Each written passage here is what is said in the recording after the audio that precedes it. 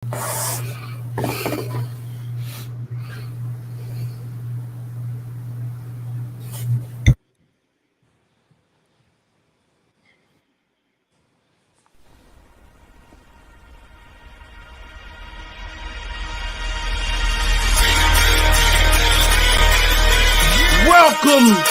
to the Bird Gang Nation Sports Media Show, repping the greatest team of all time. Let's go!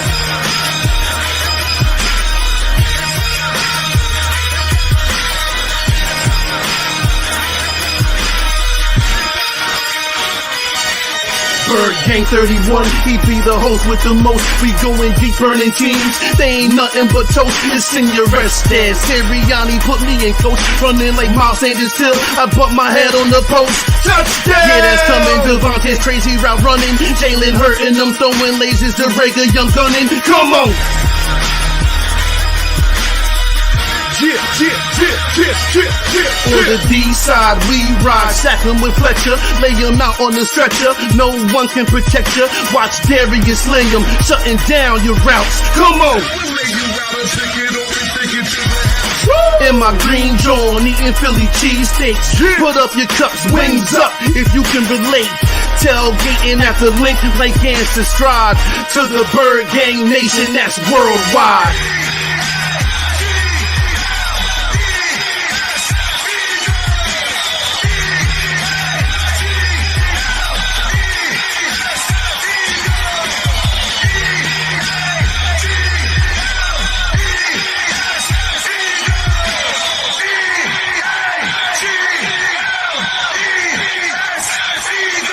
On Sundays, catch the pre and post game. Mondays is Birds on Broad Street with Philly Notion and Cool Cat the Man in Motion. And Wednesdays, the midweek special got you open with JC from Eagles Talk, hitting like B-Dog, baby.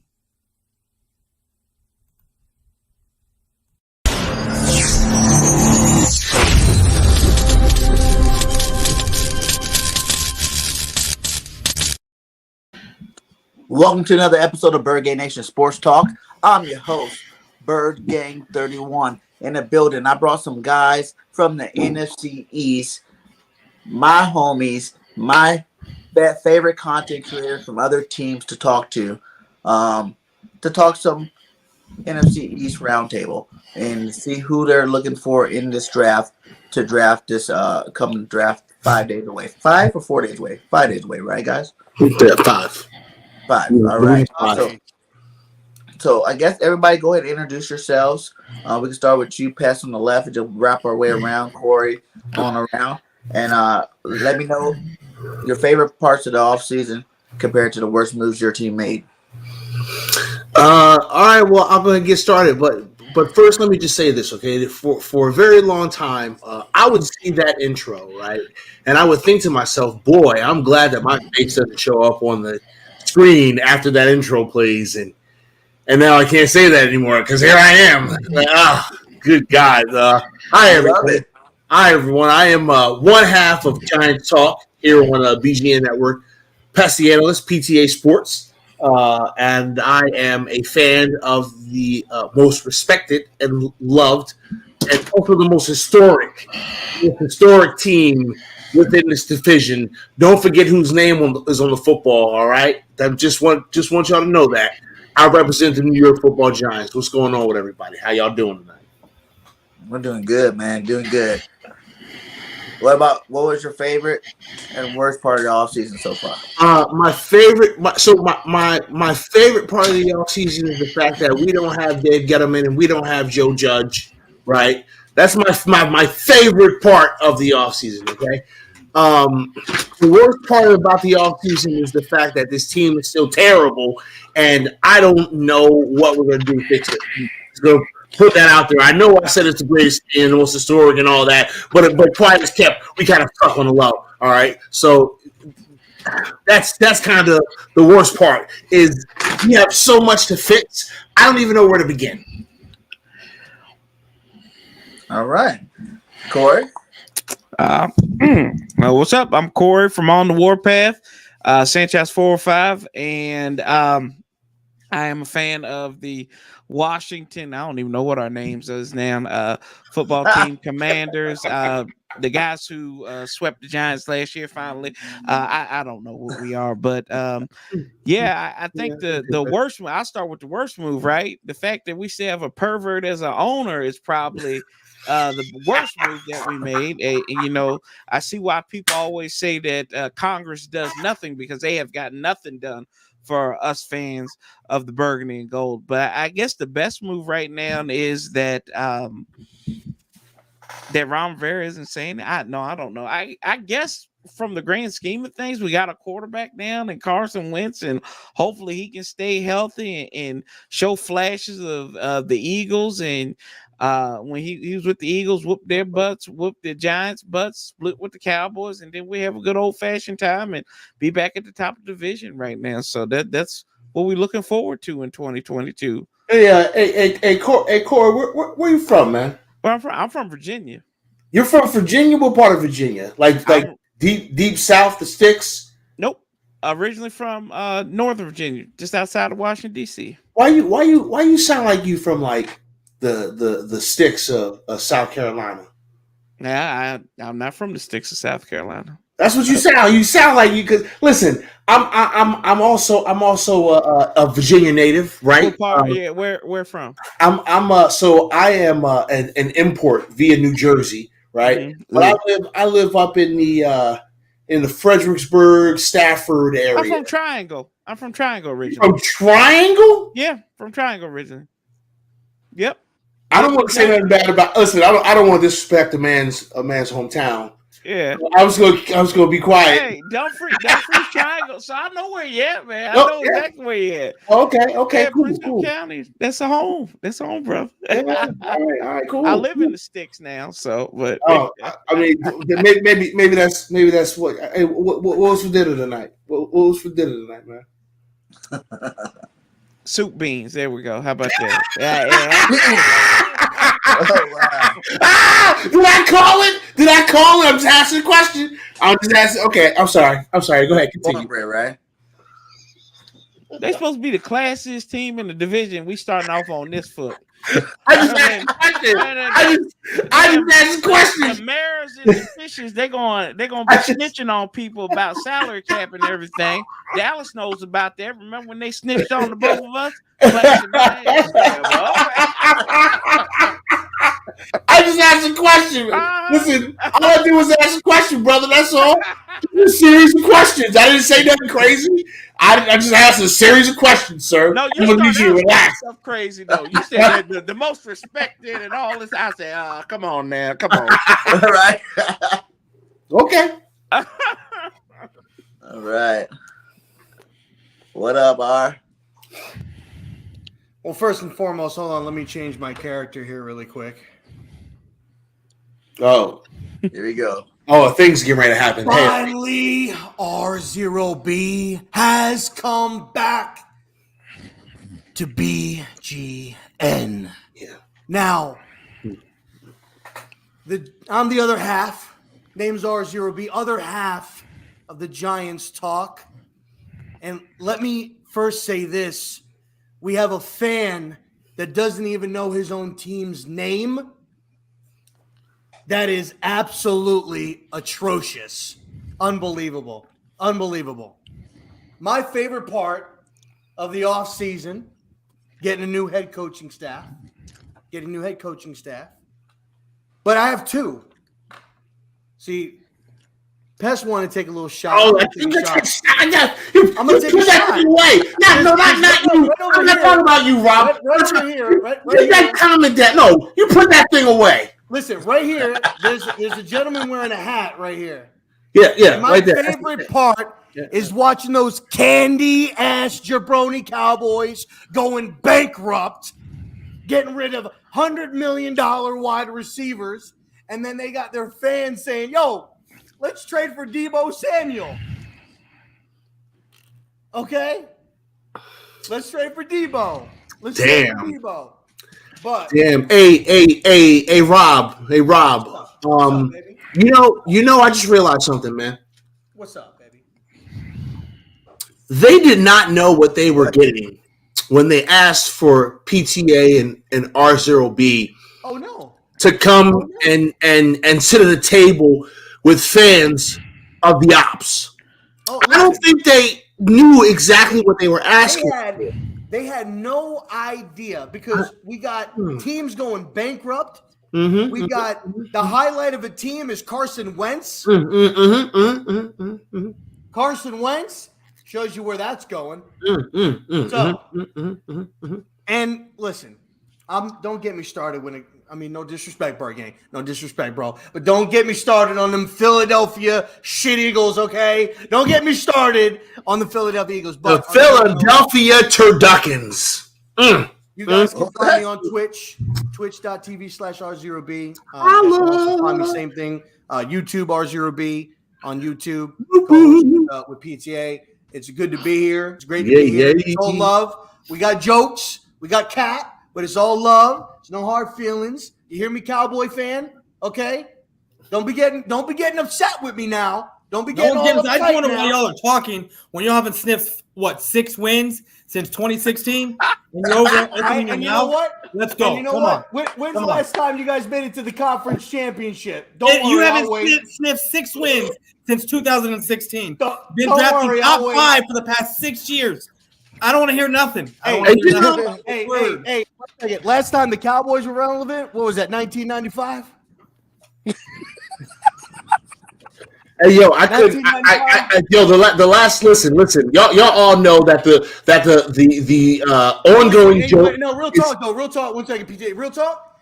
I think Troy Aikman, they pulled him to Monday Night Football, but shit, Jerry Jones might want to open up his wallet and try to get him back at quarterback because y'all need some help.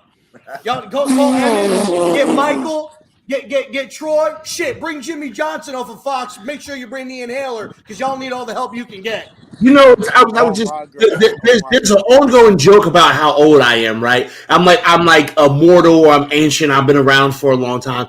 The last time that the Dallas Cowboys won the Super Bowl, I had to be inside before the streetlights came on. I just want to put that out there. That's the last time. That's the last time that the Cowboys have been relevant in regards of success. My ass needed to be in the house before the streetlights came on. Okay, I was asking permission for dessert. I just want to put that out there. Me too. I'm just making a factual statement. Is all I'm doing over here. I'm just making a factual statement. I'm sorry. What were we saying, boys? It's hilarious. What up, I was just saying, I'm in the same boat. Last time the Cowboys won anything, I was 7 years old watching it, man. My first remembrance of any football game, because at that point it was such a huge game. I mean, it's a Super Bowl, so I'm there. My grandfather's house was my family watching it. So that was and no cap and all shit talk aside, that was a dangerous ass Cowboys team. I remember that Cowboys team. I remember that stretch of Cowboys teams that were badass. And you only got one person to blame for it. You goddamn general manager. Cowboys from the 90s? I agree with you. We're talking, yeah. You goddamn owner. Y'all could have had a super dynasty, and your owner flushed you. Listen, I'm no GM. Okay, I'm not the the NFL whisperer. Okay. I'm not any of that. But if I could sit down with Jerry Jones for 5 seconds and he could ask me, yo, R0B, what do we got to do to win a championship here in Dallas? And it would take me everything in my power to answer this question because I don't want to see it, obviously being a Giants fan. But I'd look at him and I'd say, Jerry, you have to step down. Because the moment you step down and step away, you have your opportunity, you have your chance. Till that happens, it's always gonna be like that person hyping himself up in the bedroom. Starts off great, but then just ends in disaster. Oh, man. But Jerry has stepped down. It's more Stephen Jones. Why do you think everything's going to shit? He's a bum too. He's a bum too. He's a bum too. Are you not seeing what's happening up here in New York? Are you not seeing what's happening in New York? You're not seeing. We finally got our owners out of the picture. Move out of the way. Sit your stupid ass down. In the NFC East, there's 3 Jones that matter: Jerry Jones, Steve Jones, and Daniel Jones. And Daniel Jones is performing better than both of them. Oh man. Oh my God. Okay, so that's all I'm saying. And Daniel Jones is ass, by the way, just so you guys know. Daniel Jones is ass. But he is outperforming the other Joneses in the division. He is actually outperforming them. Just saying factual statements. That Listen, you brought the champs here, baby. You brought the champs here. We came to play. Okay? I'm not that kind of Giants fan that's going to lay on my back and let you give it to me missionary. Nah, you're going to work for it. You're going to work for it. As my voice cracks. Oh, man. Where'd Prote go? We're just about to talk to Prote. He left. That was fun. I think he saw what was happening and was like, I can't be associated with this shit. I gotta get away from these guys. They're maniacs. But what up? Go ahead and tell us, Boys for Life. Best and worst moves. Let everybody know where they can find you at, my guy. Well, you can find me here at Boys for Life. I am one half of the Boys Corner every night, every Thursday night, and my own show, Trolling with Boys for Life, at Saturday. My favorite off-season move wasn't by the Cowboys. It was by the Eagles signing Howie Roseman to a 3-year deal. And then my worst thing that I hated the most was getting rid of Amari Cooper. I hated that so much because our offense is going to suffer now. Even though it suffered last year, it's going to be even worse this year.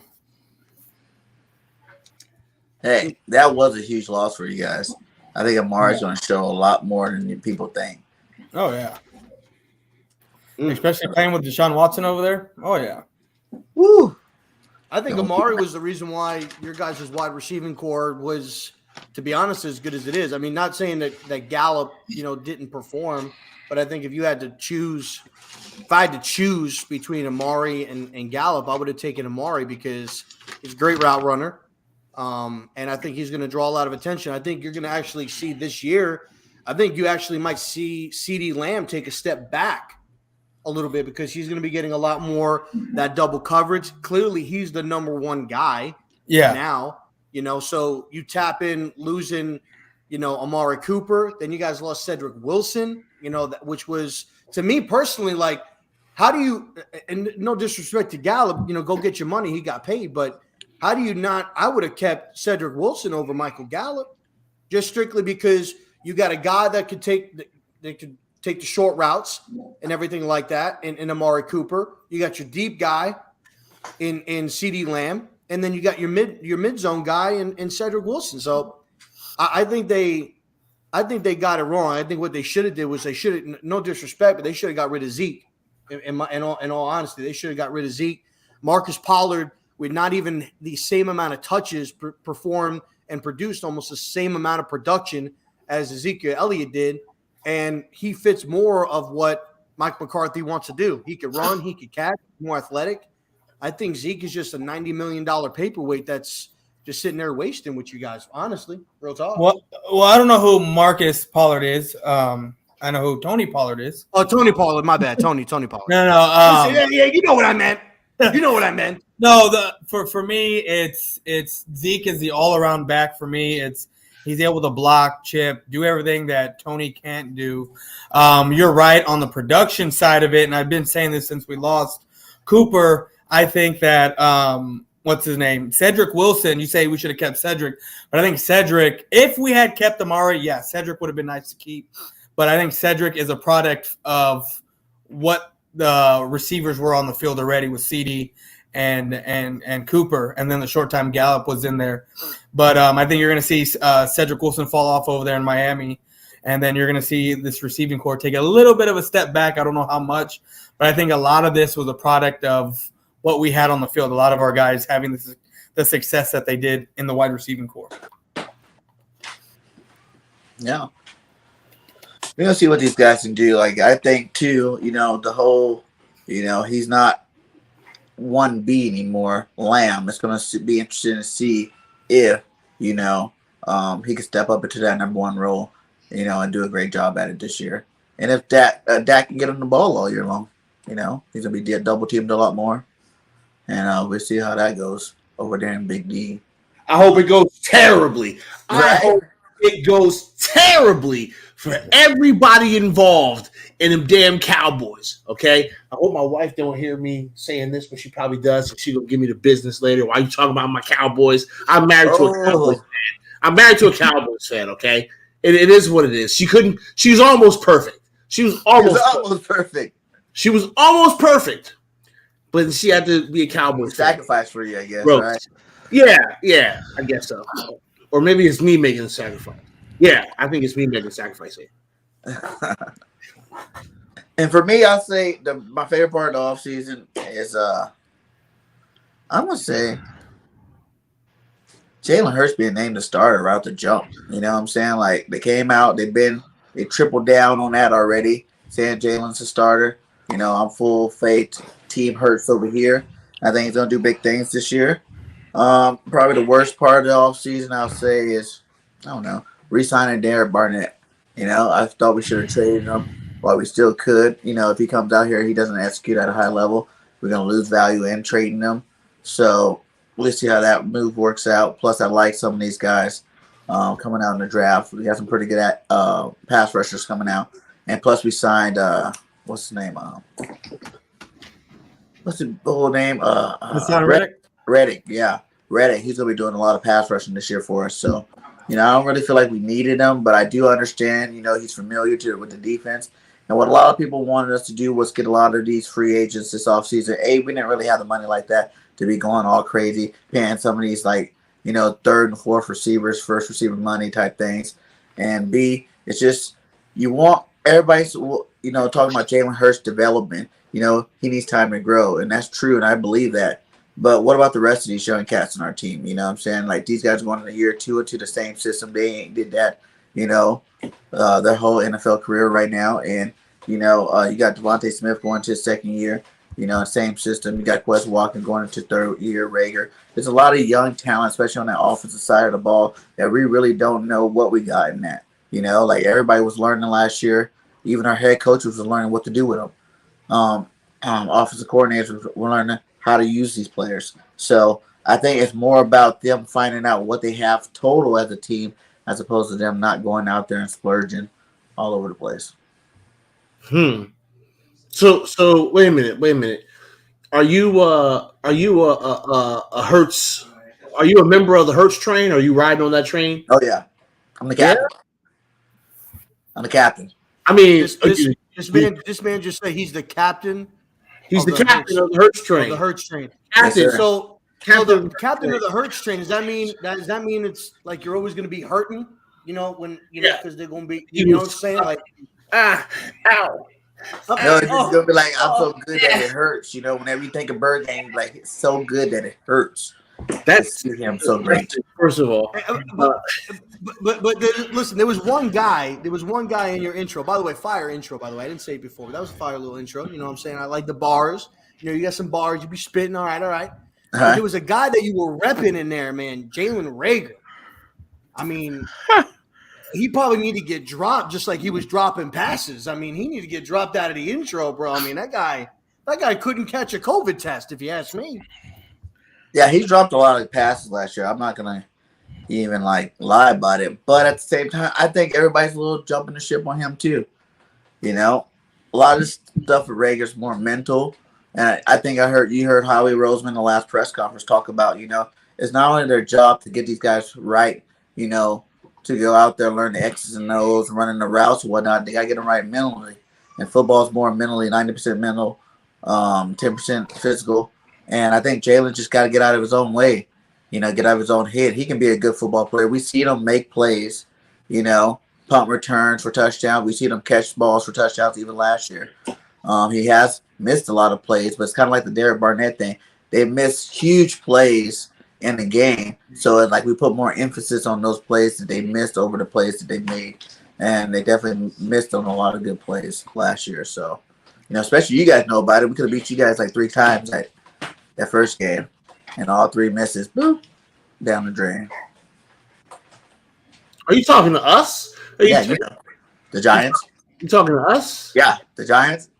You're talking to us. Yeah, you guys. Oh, You talking to me and talking Yeah. to PTA? I mean, You know, what, PTA. Listen, I've been doing a little bit of talking. I'll let you take this one. No, I find it funny, right? Because like people quick to jump down the Giants' throats about being on a little bit of a skid, right? We're on a bit of a skid,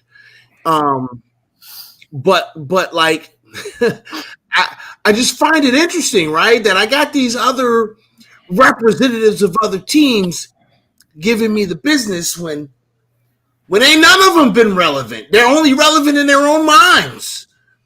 Like these teams are only relevant in their own minds. No one gives a shit about a Cowboy or an Eagle.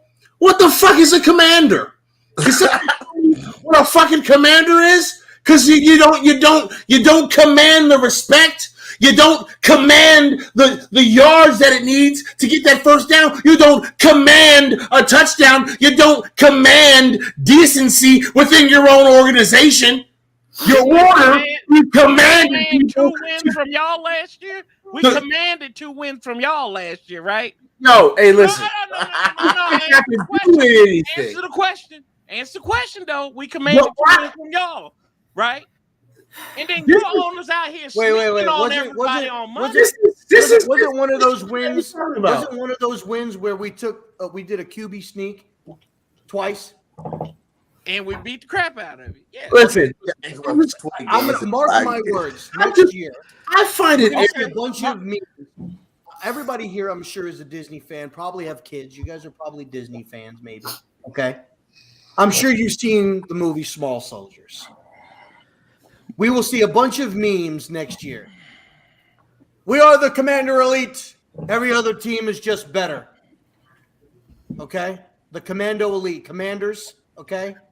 Listen. That was a horrible joke. That was a bad joke. Yeah, that one was good. It was a DreamWorks movie, first of all. Yeah. Listen. I personally don't like to talk about wins during the regular season, wins and losses during the regular season, right? I am a gentleman who has a commitment to excellence, okay? And if you don't win the big one, then it didn't matter because you're a fucking loser just like everyone else. So I don't really care about the fact that y'all swept us. I don't really care if we sweep you, okay? If we ain't winning championships, then I'm upset. So you enjoy those menial, tiny, teeny, insignificant ass victories that your team got or whatever. But what I'm all about, ladies and gentlemen, is rings. I'm about championship fucking rings. Okay, so until y'all start, winning some of these. Everyone in this division has one of those. That's what I'm saying. Last I checked, we got the last one. What you mean? Yeah, What you're you right. mean? You're right about What that you part. mean? Yo, Cowboys, street lights. I already said it. Street lights. It doesn't matter how long ago you got it. You still got one, right? Now. You got one. No one have one, right? No one. Listen. No one in this box of random assholes is a champion right now. No one. No one in this box of random asshole faces is champions. Why y'all talking like it? Because it was just not that long ago we did it. Bergen got a point there. Bergen got a point there. Did you do it? Did you do it last? We made the playoffs like every year except for one in the last 5. In the NFC East, the worst fucking division in the league. I'm gonna let you know something. The worst division of football, right? The worst division of football, right? The worst division of football, right? The Giants have not won a division title. Commanders don't even have a championship. In a decade. I don't want to hear that. I don't want a division title. Have you? One time? What are we talking about? What are we talking about? What are we talking about? A division title? I don't give a shit about a division title. I want a fucking Super Bowl. Okay, that's what I want. If we ain't win a Super Bowl, playoffs first, though, right? No, I think it makes sense though. no. Did you win? Have you won Super Bowls? Has anybody? Not. Has anybody in I'm this excited box? to be a fan. We're Has not has winning anybody in this? Has anybody in this box won a championship in the last 5 years? Anybody in this box? Fair. You have 5 years ago. 2017, yeah, we did. 5 years ago. Yeah. That was the first one you won ever in the history of your franchise. Yeah. Oh, okay. I just want to make sure. Oh, But if you want to go man, come championship, no on, matter man. what year, you can I add just- 3 listen, points to that. You got 4. Technically, the Washington Commanders haven't even won a division yet. Stop Technically, that. 'cause Hold they're on, new time team. out. No, Stop you that won't do name, boy. No, new team. You haven't even won a Super Bowl before. Y'all haven't even won a Super Bowl Have the before. Commanders have the Washington Commanders? Yes. Have they won The anything? Commanders. Who the made fuck did the playoffs? Commanders beat? Hey, listen. The How does Commanders it won feel Super to Bowls. know? How does it feel to know that the Washington football team made the playoffs before the Commanders did? I mean, It doesn't make any I think that- difference. I'll It's stop that. irrelevant. Stop It's that. irrelevant. Stop that It's foolishness. the safety. Stop that foolishness. No, listen. Bro, It's stop like- the capping, bro. It's the Listen, they safety. rebranded. You That's out, the only man. NFL team I know that's rebranded themselves 3 times. They were the Redskins football team. Now they're the Commanders. I mean, what are they trying to do? And what are you talking about? As far as I'm concerned, they probably made themselves the Commanders because they want to try to command that whole organization. They just want to run it all. They just when you got a former quarterback and Alex Smith coming out and saying that team was in shambles. I mean, come on now, they in shambles, bro. They in shambles. Washington, they in shambles, bro. They in shambles. Yeah, tell me something I didn't know. I need to know something new. What's up, Burger? Go ahead and let everybody know where they can find you at. And then we're asking, what's your favorite part of the offseason for your team and what's the worst part of the offseason for your team? Those of y'all that don't know, Man, Protest Sports know me. He knows me. We collab together. Bird Game was my first ever collab on YouTube. So those of y'all don't know me, I'm a diehard Texan fan. My team is the Houston Texans. Born, raised, live in Houston. My channel is Coach Dante. It's Coach Dante. Like I say, I like all sports, basketball, football, NFL. I watch all teams, mock draft all teams. So again, but at the end of the day, I'm a Texan supporter. And my favorite move of the offseason is pretty much, it's not really a favorite move that we feel like that we made, but re-signing Brandon Cooks after not getting a second round pick for him. Re-signing him, re-signing Veruja Hill back, who was our best linebacker last year.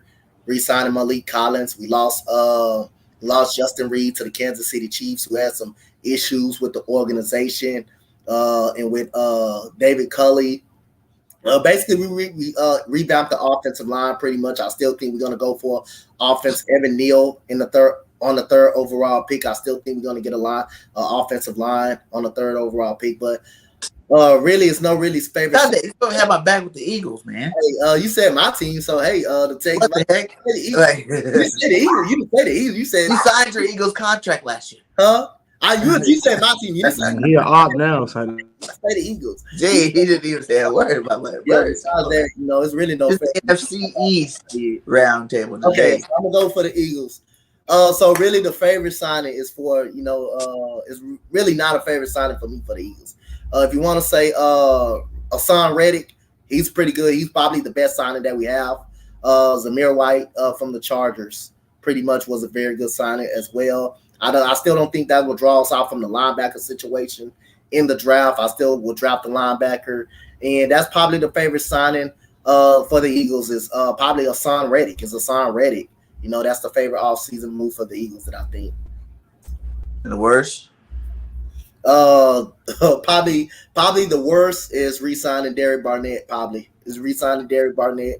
probably the worst right there. And some people will say Eric Wilson. A lot of people will say Eric Wilson, but for me, that's probably the worst re-signing. All right, Protect.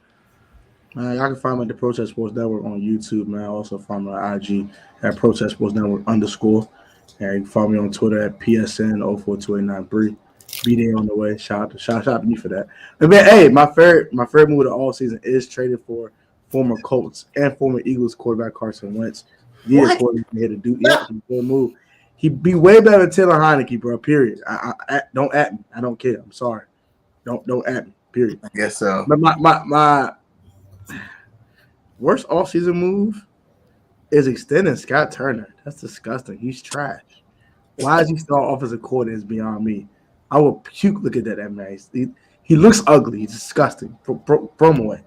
But yeah, that's about it for me. Nice. Well, hey, man, everybody's seeing what they like, what they don't like. Now, if you guys could, we're going to go back around.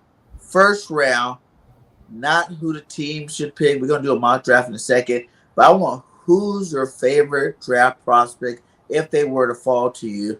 Who are you bringing on your team to make an impact year one? Well, who want to start? Can I start? Can someone start? Go ahead. I'll start.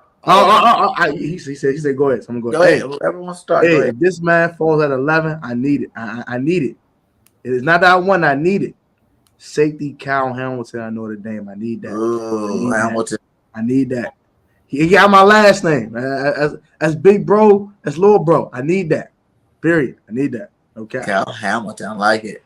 I'm gonna go with if he falls down. I'm gonna go with Amon Sauce Gardner, the cornerback out of Cincinnati. I will go with him.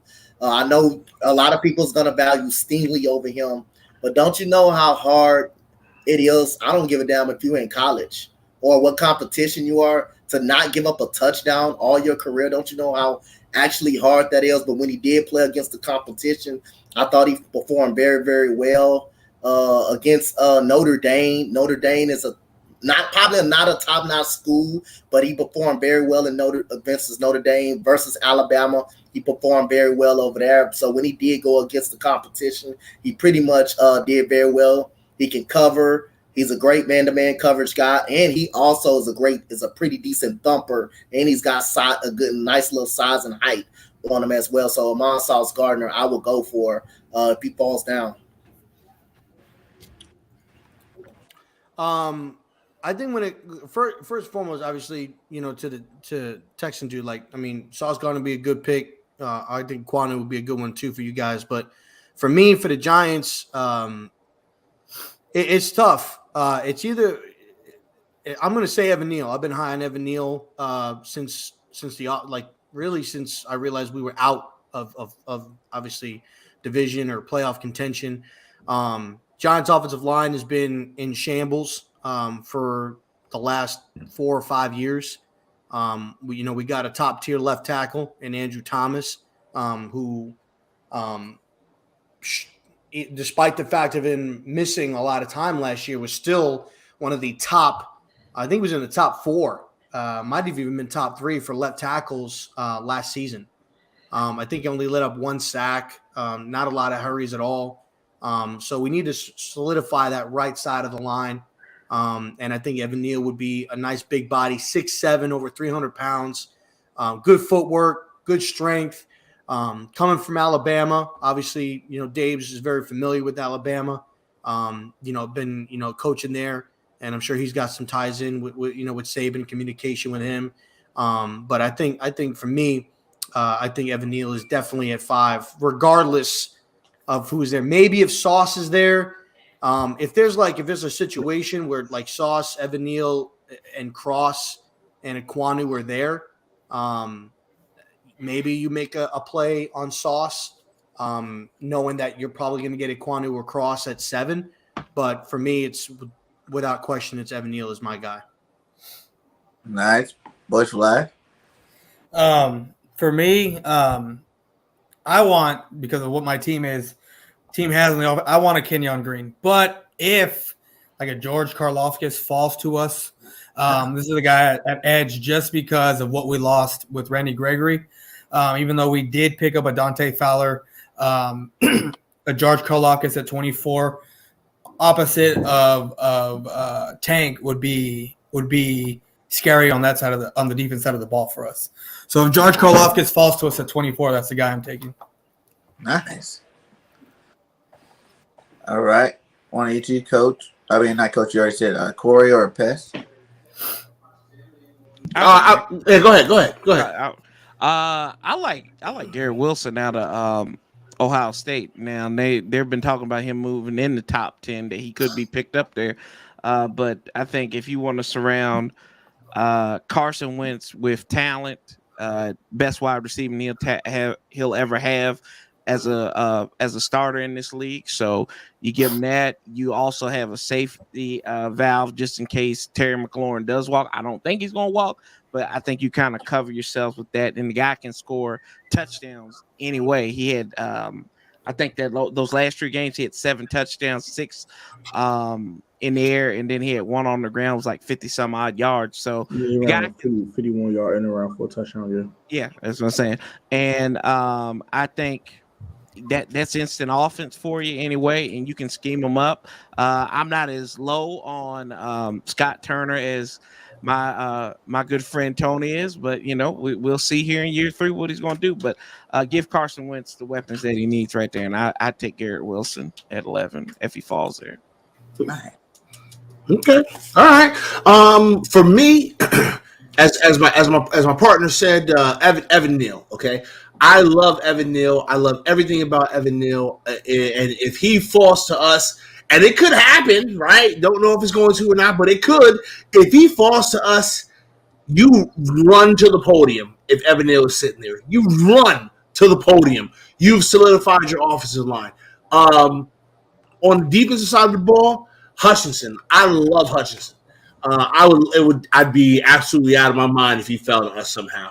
If in a perfect world, we get like Hutchinson at 5 and Neal at 7. In a perfect world, and we good to go, baby. Let's get it. Wow, man, that would be terrible. I wouldn't like that at all. Actually, I would say probably Jordan Davis too. That first pick, get Jordan Davis. We're gonna need someone to come in and replace Fletch next year. That dude's a freak. He's big, fast, strong. I'm pretty sure everybody talk about his motor, but I think once you become a pro, you got pro trainers, you got more high expectations, you play a little bit better. That's what I'll be going off of. He'll be a perfect piece to fit into that rotation. You can let Fletch play a little bit of end when you need him to play some end and certain packages, and I think that'd be a great pickup with that first pick, the 15 overall pick. And then other than that, on offense, my boy Drake London from USC. Like, that's what I want. That's the receiver I want. I think he's going to be the best receiver in this draft. People are sleeping on him right now. He could have had over 2,000 yards last year. He didn't get hurt. People really sleep on his numbers, and it's what he did when he was healthy. And I know it's coming from USC, and we haven't had good luck with the USC receivers, but I think this guy's different. And, he's 6'4", 6'5". That's a big boy. And I think he'd definitely be perfect opposite of Devontae Smith and Quez Watkins, you know what I'm saying? So those would be my guys in the first round. So yeah, let's get to this draft, man. Let's get it going. We're going to do a 4-round mock draft. Picking for your teams. I guess you guys can alternate. You guys can pick together, make decisions together, whichever way you guys want to do it. I know the Giants got 2 picks, and we got 2 picks, so I wanted to pick 1 each. That can work. Let's see.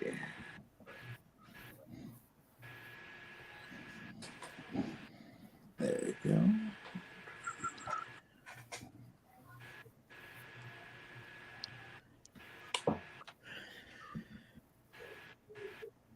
And where'd you see that adjustment was, boys? Well, Right there, go to user, click on user default, and then set up how you want it.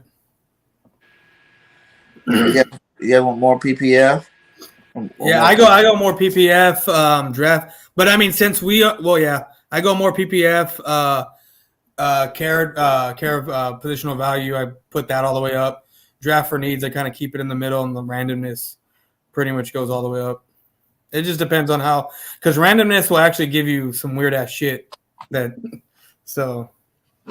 We're gonna do it more in the middle, 3/4. Then we got the Giants. Commanders. And just because you hear it, And Cowboys 24. we're gonna put your Texans on here, Coach.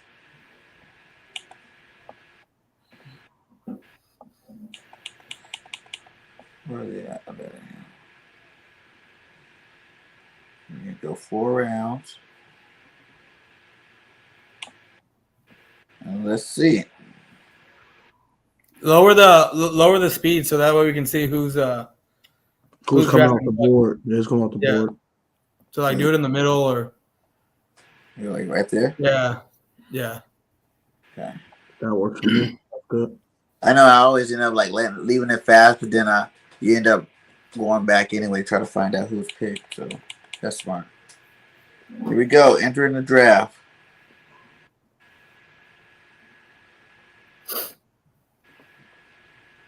And we're not gonna do trades. We're gonna just pick where we're at and go from there. Start the draft. Let's go. Thibodeau's gone. Stingley. Dante. Pick for your Texans. Evan Neal. You want Evan Neal. Son of a bitch! Evan Neal.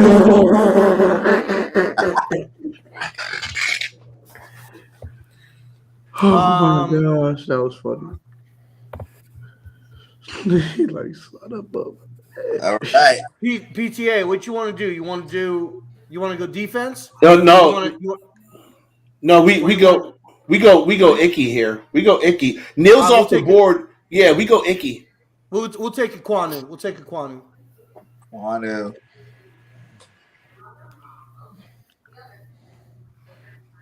Fuck. Garner. Damn it, bro. I knew we should have taken fucking Gardner, dog. You God just said damn it, bro. Nah, man, we don't need Gardner. Let me see the board. I would take Sauce and trade James Bradbury away. That's what I would have did. Get that rookie on a rookie contract. Cross.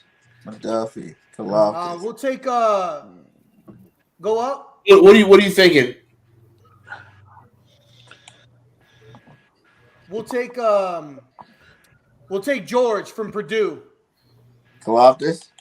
Yeah, we'll take George from Purdue. You know what? I'm okay with that. Yeah, I'd be okay with that. Okay, Cross gone. London's gone. Garrett's gone. Washington Commanders. What are you guys doing? I guess if Hamilton's there, we'll take him. Yeah, this is give it big dog. Give it big dog. Big dog. Jackson's back on the clock. Garrett Wilson. Ooh. He's gone. He's gone. Yeah, he went before. He out of there. All right, give me Drake London. I'll take Drake London if he ain't Drake's gone. gone. Oh, Drake gone? All right, Chris Olave. Go Chris Olave. Dang, receivers going off that board, boy. Yeah. Them receivers off that board, boy. Lord. Olave. Dang, there is no good receivers left. Man, that's messed up. Oh, there's Jameson Williams. Wow. All the receivers. Wow. Hater in the building. Y'all nasty. Y'all fighting. That's every good receiver already gone. That's not good. Well, oh, man.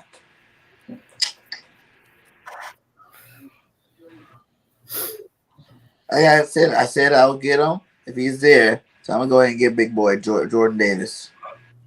Bring him to squad. Okay. Squad. And then there's Walker. I'm going to have to go with... I want this linebacker in a second, but most drafts he's not there. Jordan Davis. Let's go with Andrew Booth. We need a cornerback.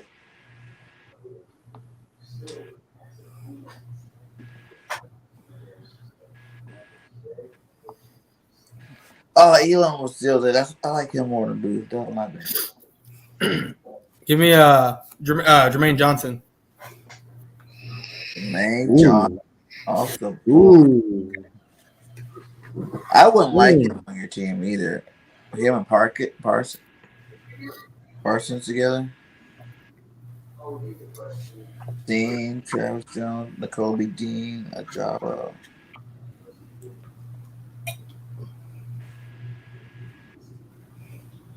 Petrie. All right, it's back to us. Can you go to? Can you sort by position? Interior offensive lineman. Interior offensive lineman. Yeah, I was getting ready to say the same thing.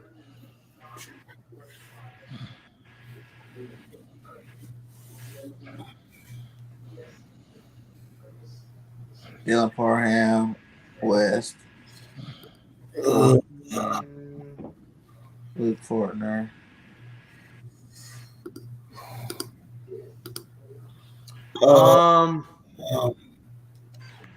Wait. Can you go back up to the top real quick? I'm sorry.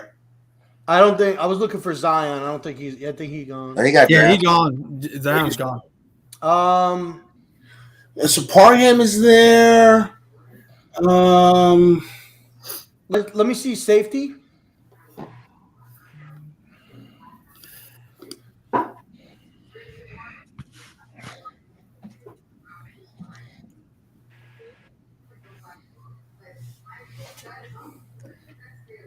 Ooh, Quan Brisker's there.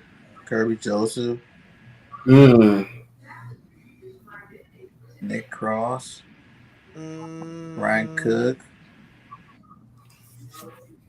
What are you thinking, P? I'm thinking we BPA this. I think this is a BPA situation, to be honest with you. Can I just see who's the top 5 on the board right now? Top 5 on the board right now. Yeah, all players. Sam Howell. No, thank you. You got to need a quarterback. No, thank Okay. Traylon Burks. you. Ooh, Burks is sitting there. Sky Moore is sitting there. Oh, Edge rush. Leo Chanel. Nico. I'm thinking. I got 3 players in mind, P. Okay. I'm thinking either go up a little bit, Bird. I'm thinking either the linebacker out of Wisconsin, Nick Benito, Leo, or I'm thinking Sky. One of those 3. I mean, I think Sky is like what? He's like 6'1", 6'2". he's 5'10". He's like 5'11". 5'11". 5'10", 195. Yeah, I was going to say he's 5'10", 5'11". I think. So are we thinking here that Tony is still here or he's gone? He's still here. Tony's still here. If he's still here, then I think I want to go Leo. Okay, I'm good with Leo. Leo. Let's go, Leo. We'll take Leo out of Wisconsin. All right. Coach. Kirby Joseph. Kirby Joseph. He said that with confidence, boy. Like that's All the confidence. Man, what's up with that? Like, yeah, you know what time it is. I said what I said. He said, I said what I said, boy. Don't tell me like that. Big dog. Safety. Bang.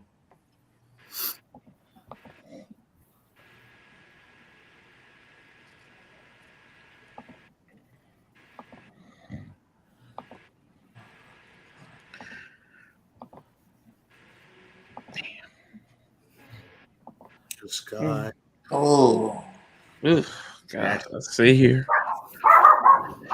Let's see what the best players available are. Best players. Brisker. On Brisker. Ryan. Noah. Matt Corral. No, he ain't no quarterback, bro. What? get man. I say Chad Muma. That's where I was gonna go too. Yeah, we Chad take the Muma's a dog. yeah. You want Uh, Muma? Yeah. Get big Muma, man. Big dog. Yeah. Yep. Yeah. All right, Muma.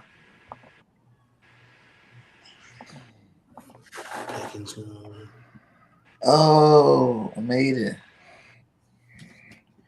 This here.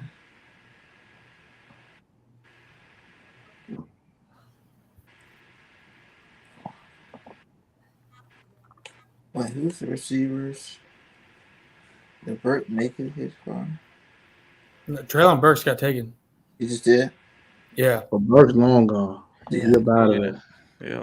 All right, then I'm going to go with my other guy that I wanted in the first round. I'm going to go ahead and help this defense out. And I'm going to get linebacker.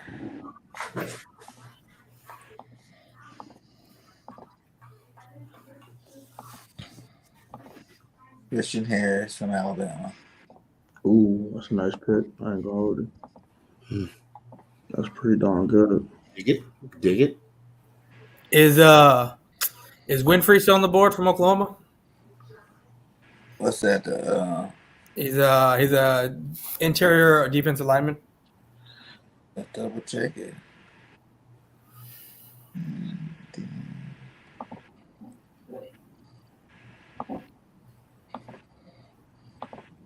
Yep. There he is. Yep. That's what you want? Yep. Boom. Got that D-line lock. Corey Mechie went to the man. Bryce Hall. Hey Walker. Okay, can you show me tight ends? Tight ends. I think we need to get tight end right here, Rob. Here we go. The best one still What round there. are we? What Oh. round is this? Still? He's still sitting there? He's still sitting there. No way. Greg still sitting there? We got to grab Greg DeLuccio. Wait a minute. Is Tay McBride there or is he gone? No, Tay McBride's probably gone. He He's went gone. the second round. But DeLucci's there? Bro, we got Oh, to yeah, my Bryce the number one tight end, huh? yeah, we got to grab Ducci. Click on Greg. Click on Greg. Fuck you say his name. Who? You say that bad name. I can't remember how to say it. Deluge or Deluge. I don't remember how to fucking say it, which is a shame. I'm a UCLA fan, but I haven't really been paying a whole lot of attention. You gotta check Shaw, right? Delusion. That's hilarious. Yeah, you funny as shit. 6'4", Believe that's how you pronounce it. Can you click on his? Can you click on his stats for me? Does it have stats on it? Yeah, you got to click stats. Go up to the top a little bit, and it's the next tab over the overview. Stats right there, and then scroll down a little bit for me.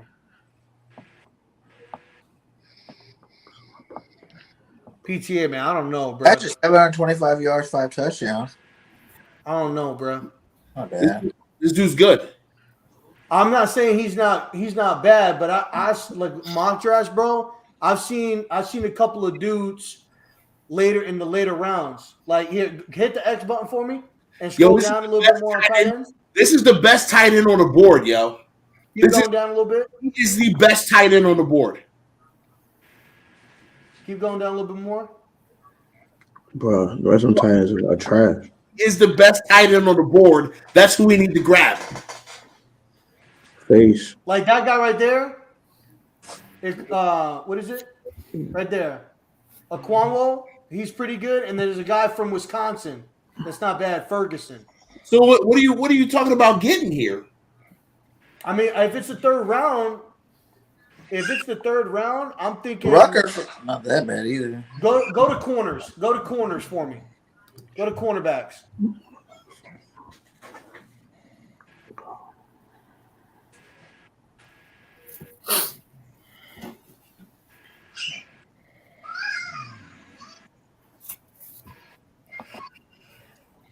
Emerson's good. Marcus Jones. Marcus Jones, the dog. I ain't gonna hold you. Britt from Nebraska's pretty good. Mm, Joshua from Alabama. I think we got to go DB here. Kobe Bryant. I mean, I'm not going to stretch it, but I think we should go DB here. so you want to go middle of the board DBs as opposed to the number 2 tight end prospect in the nation, the number 2 tight end prospect in the entire nation. Rob, I'm just saying.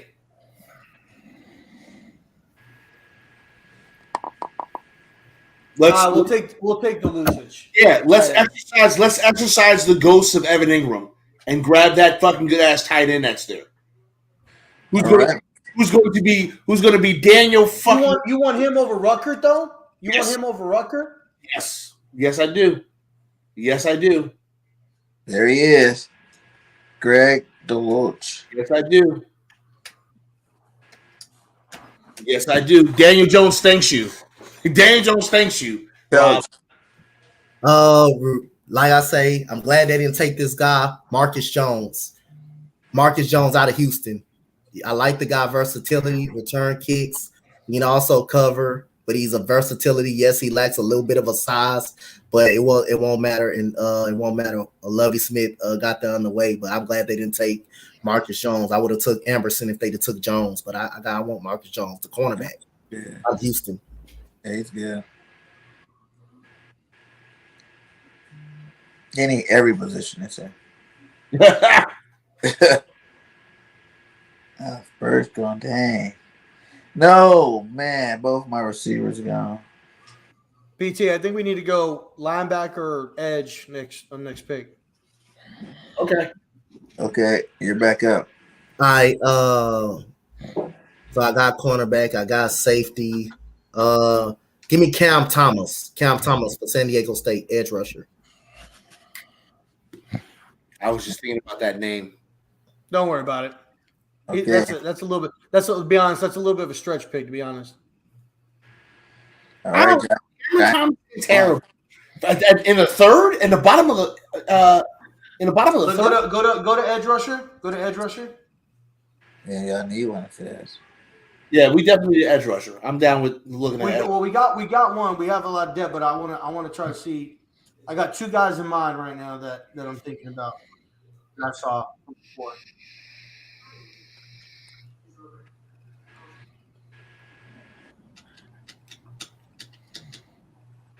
All right, so I'm thinking either Malone out of Western Kentucky, not bad. Keep going down a little bit. Andre Sanders.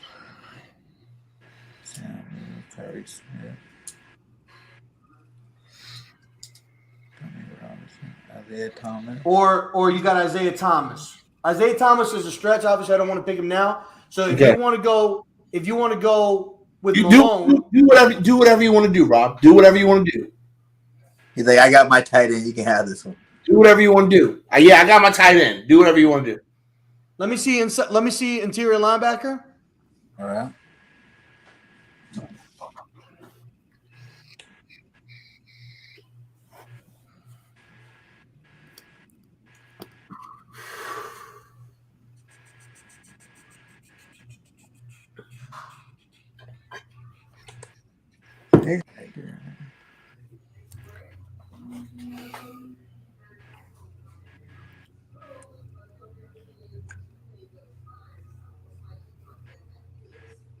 Do we have interior? Oh no, just do LB because just LB. Or ED. Yeah, that's good. Brian's still out there. I'm gonna take Brian. All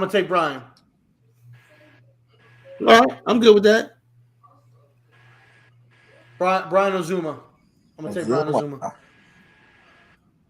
That's a steal right there, bro. All right, That's a steal in the 3rd round. At 81? Hell yeah. Linebacker and a defensive tackle. Let me see. Did he go already? Brian Cook.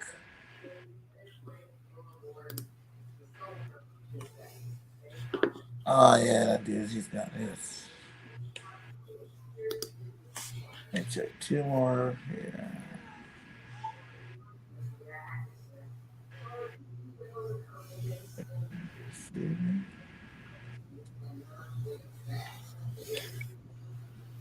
Justin Ross. Secure. David Bell.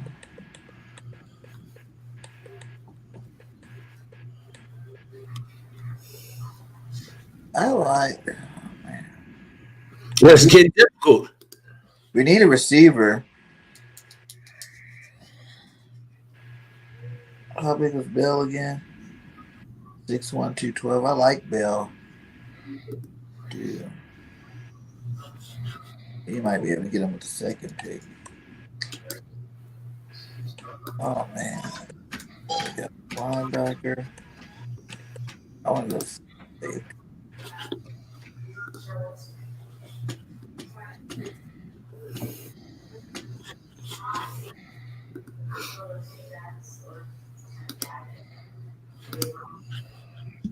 Come on, here you go. I'll go Brian Cook. We need a safety. All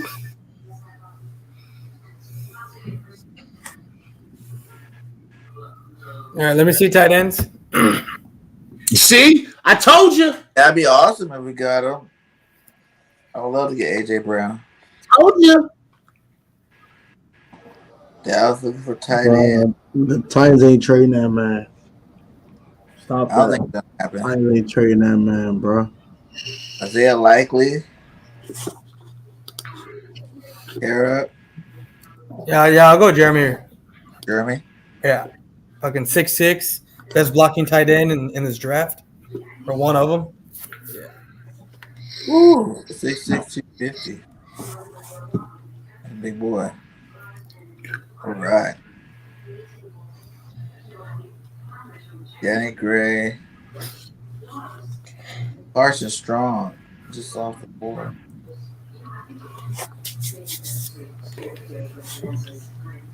Oh, man. Some nice picks. Just flew off the board. Oh, we doing comp picks. You know, bitches got comp picks. Might have to get them.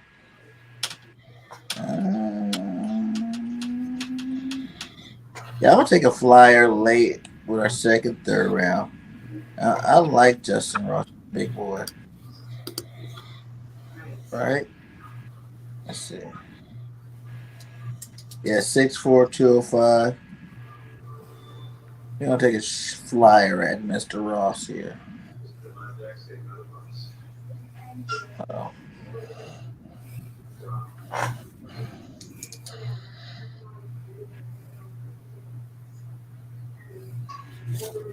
Receivers are flying off the board. Texas with back-to-back picks. Go to linebacker.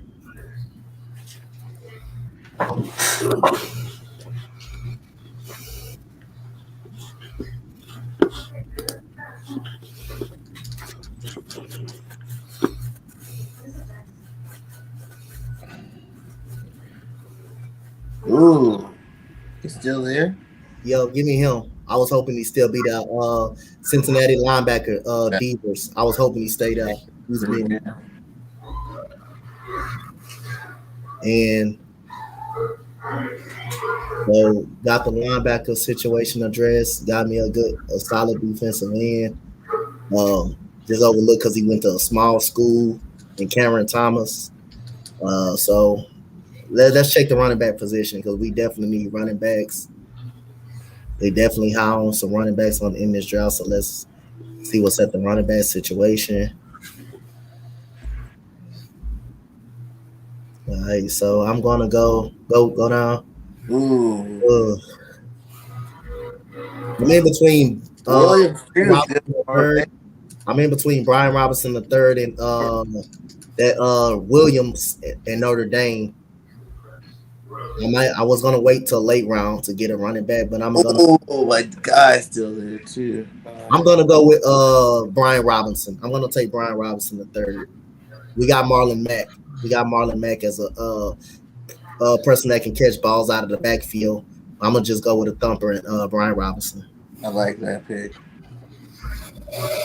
Hmm. Back of the clock.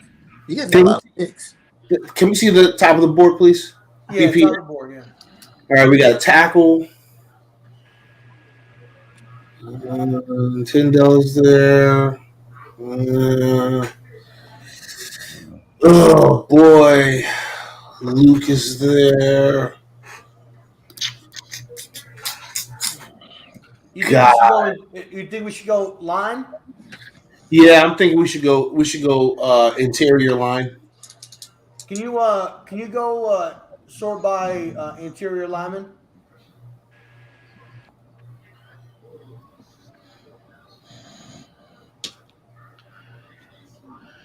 Hmm. Ed Ingram is there. Oh boy, this is tough. This is tough, man. You get this late into the fucking draft. This is tough. What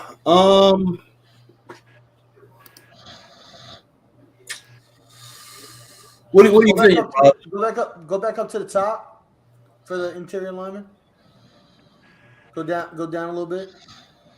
Click on Fortner. Look at this dude. 6'4", 307. Click on stats.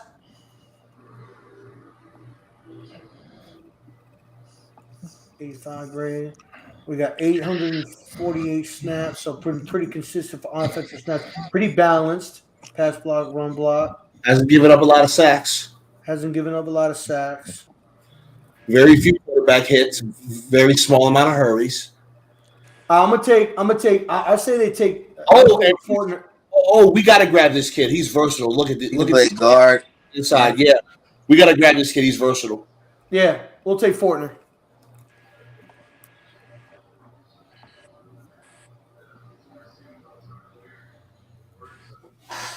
Commanders on the board. Solid pick. Yeah, I'm down with that. Ollie Corey got that way 20 years. Yeah, well, that's what happened. So who we get so far? We got and Hamilton. So we need to go offense here. We look at wide receivers. Yeah, let's look at the wide receivers. Okay, give me look at wide outs real quick. Yeah, let's see. One of your dudes out of Nevada. I actually like him a lot. I watched him tape with him. David Bell's still there. David Bell's cool. Yeah, I'm good on him. I'm good on everybody else after that. Okay. Kevin Austin, I'm good on him too. Yeah. Huh. Let's see. Let me look at the tight ends too. I know tight ends. Yeah.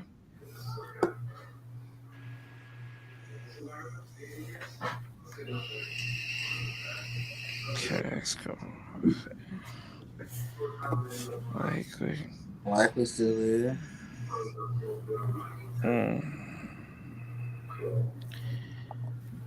Let's see. Damn. Huh. Where you want to go, Tony?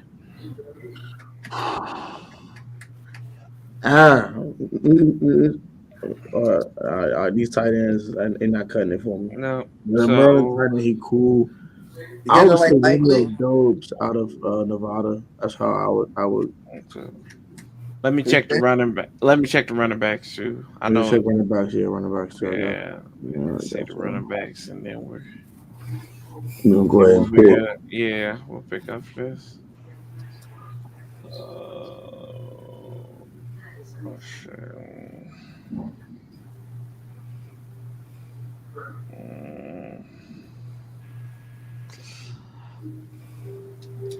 Yeah, let's go with the kid out of Notre Dame. Not Notre Dame, out of Nevada, the wide receiver. Yeah.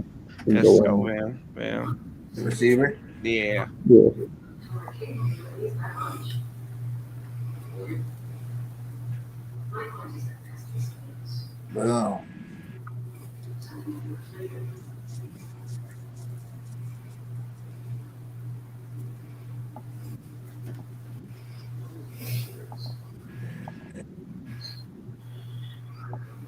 Eagles on the clock.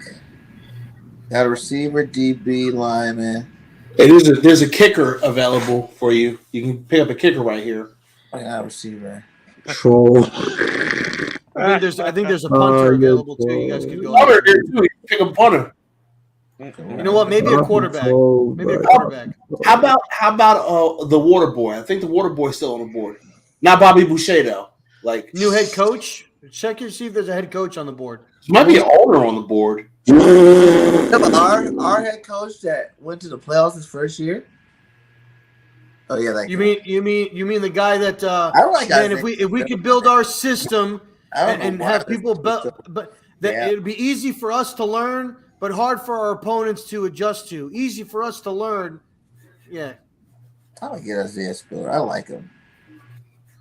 4th round.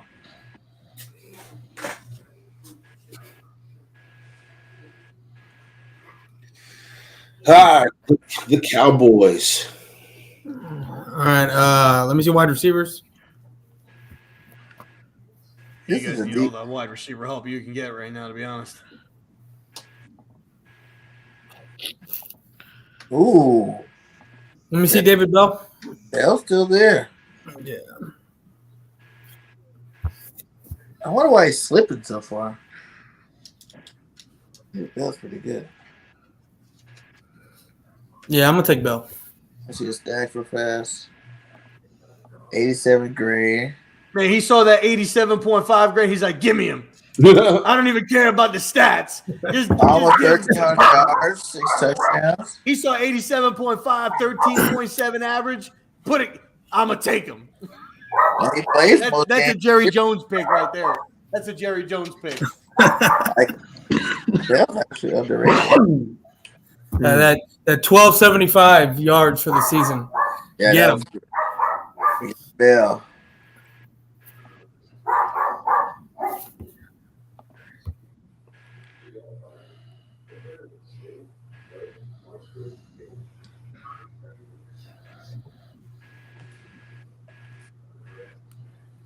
His 40 time was like 4.71. What? Hey, 40 don't mean everything. Oh, we only did 4 rounds? What up? Yeah, I said 4 rounds. All right, let's look at the grades, baby. Let's see how we did. Got the Don't best worry, we pick. won. Here we go. Don't worry, we won. Did they give you the grades since we had everyone like a bunch of teams? The grades. I think since you had multiple teams drafting, they don't. It only They do We when you should do one give you a team. grade. Yeah, if you only drafting. do it by yourself. You got to do it Yeah. by yourself alone, by yourself, for you get the Even if grade. you click on it, can't click on it. Okay, because we got the best. Giants got the best grade here. We good. Yeah, the Giants have the best draft grade. That's right. Funny as hell. Y'all That got was a jokes. draft, man. Who you guys got in the first round? We got Texas Neil, Giants, Ecam. Yo, can we say something? my man for the Texans, bro, was hyping up on Sauce Gardner. Man didn't even draft him. Right? Hey, I was just going by the team needed. I was just going by what the team. What I guess what the team was going to pick. Now, if I was a GM personally, I would take him. But I ain't the GM for the team. But that's the thing. Sorry, Like, yeah. I agree. Y'all taking tackle, but I don't think it'll be Evan Neal. I think you guys would take a Kwanu personally. Whatever they take, I'll be fine with it.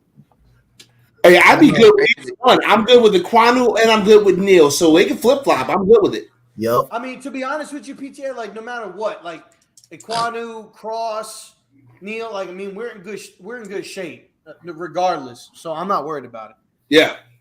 And I think Cal Hamilton to the Commanders would be devastating too. That'd be pretty awesome. They always end up with the good safeties, man. Jermaine Johnson and Parsons, that's gonna be scary. Yeah, that's tough too. I think Go back. What was it? Hold on. Damn, Chiefs got Zion. Ooh, that's a nasty pickup right there. Going opposite side of Trey Smith. Yeah. and That's Wyatt. nasty. And Wyatt. Malik went to Pittsburgh. Malik went to Pittsburgh. Okay. I can see that working. Damn, Trayvon fell all the way.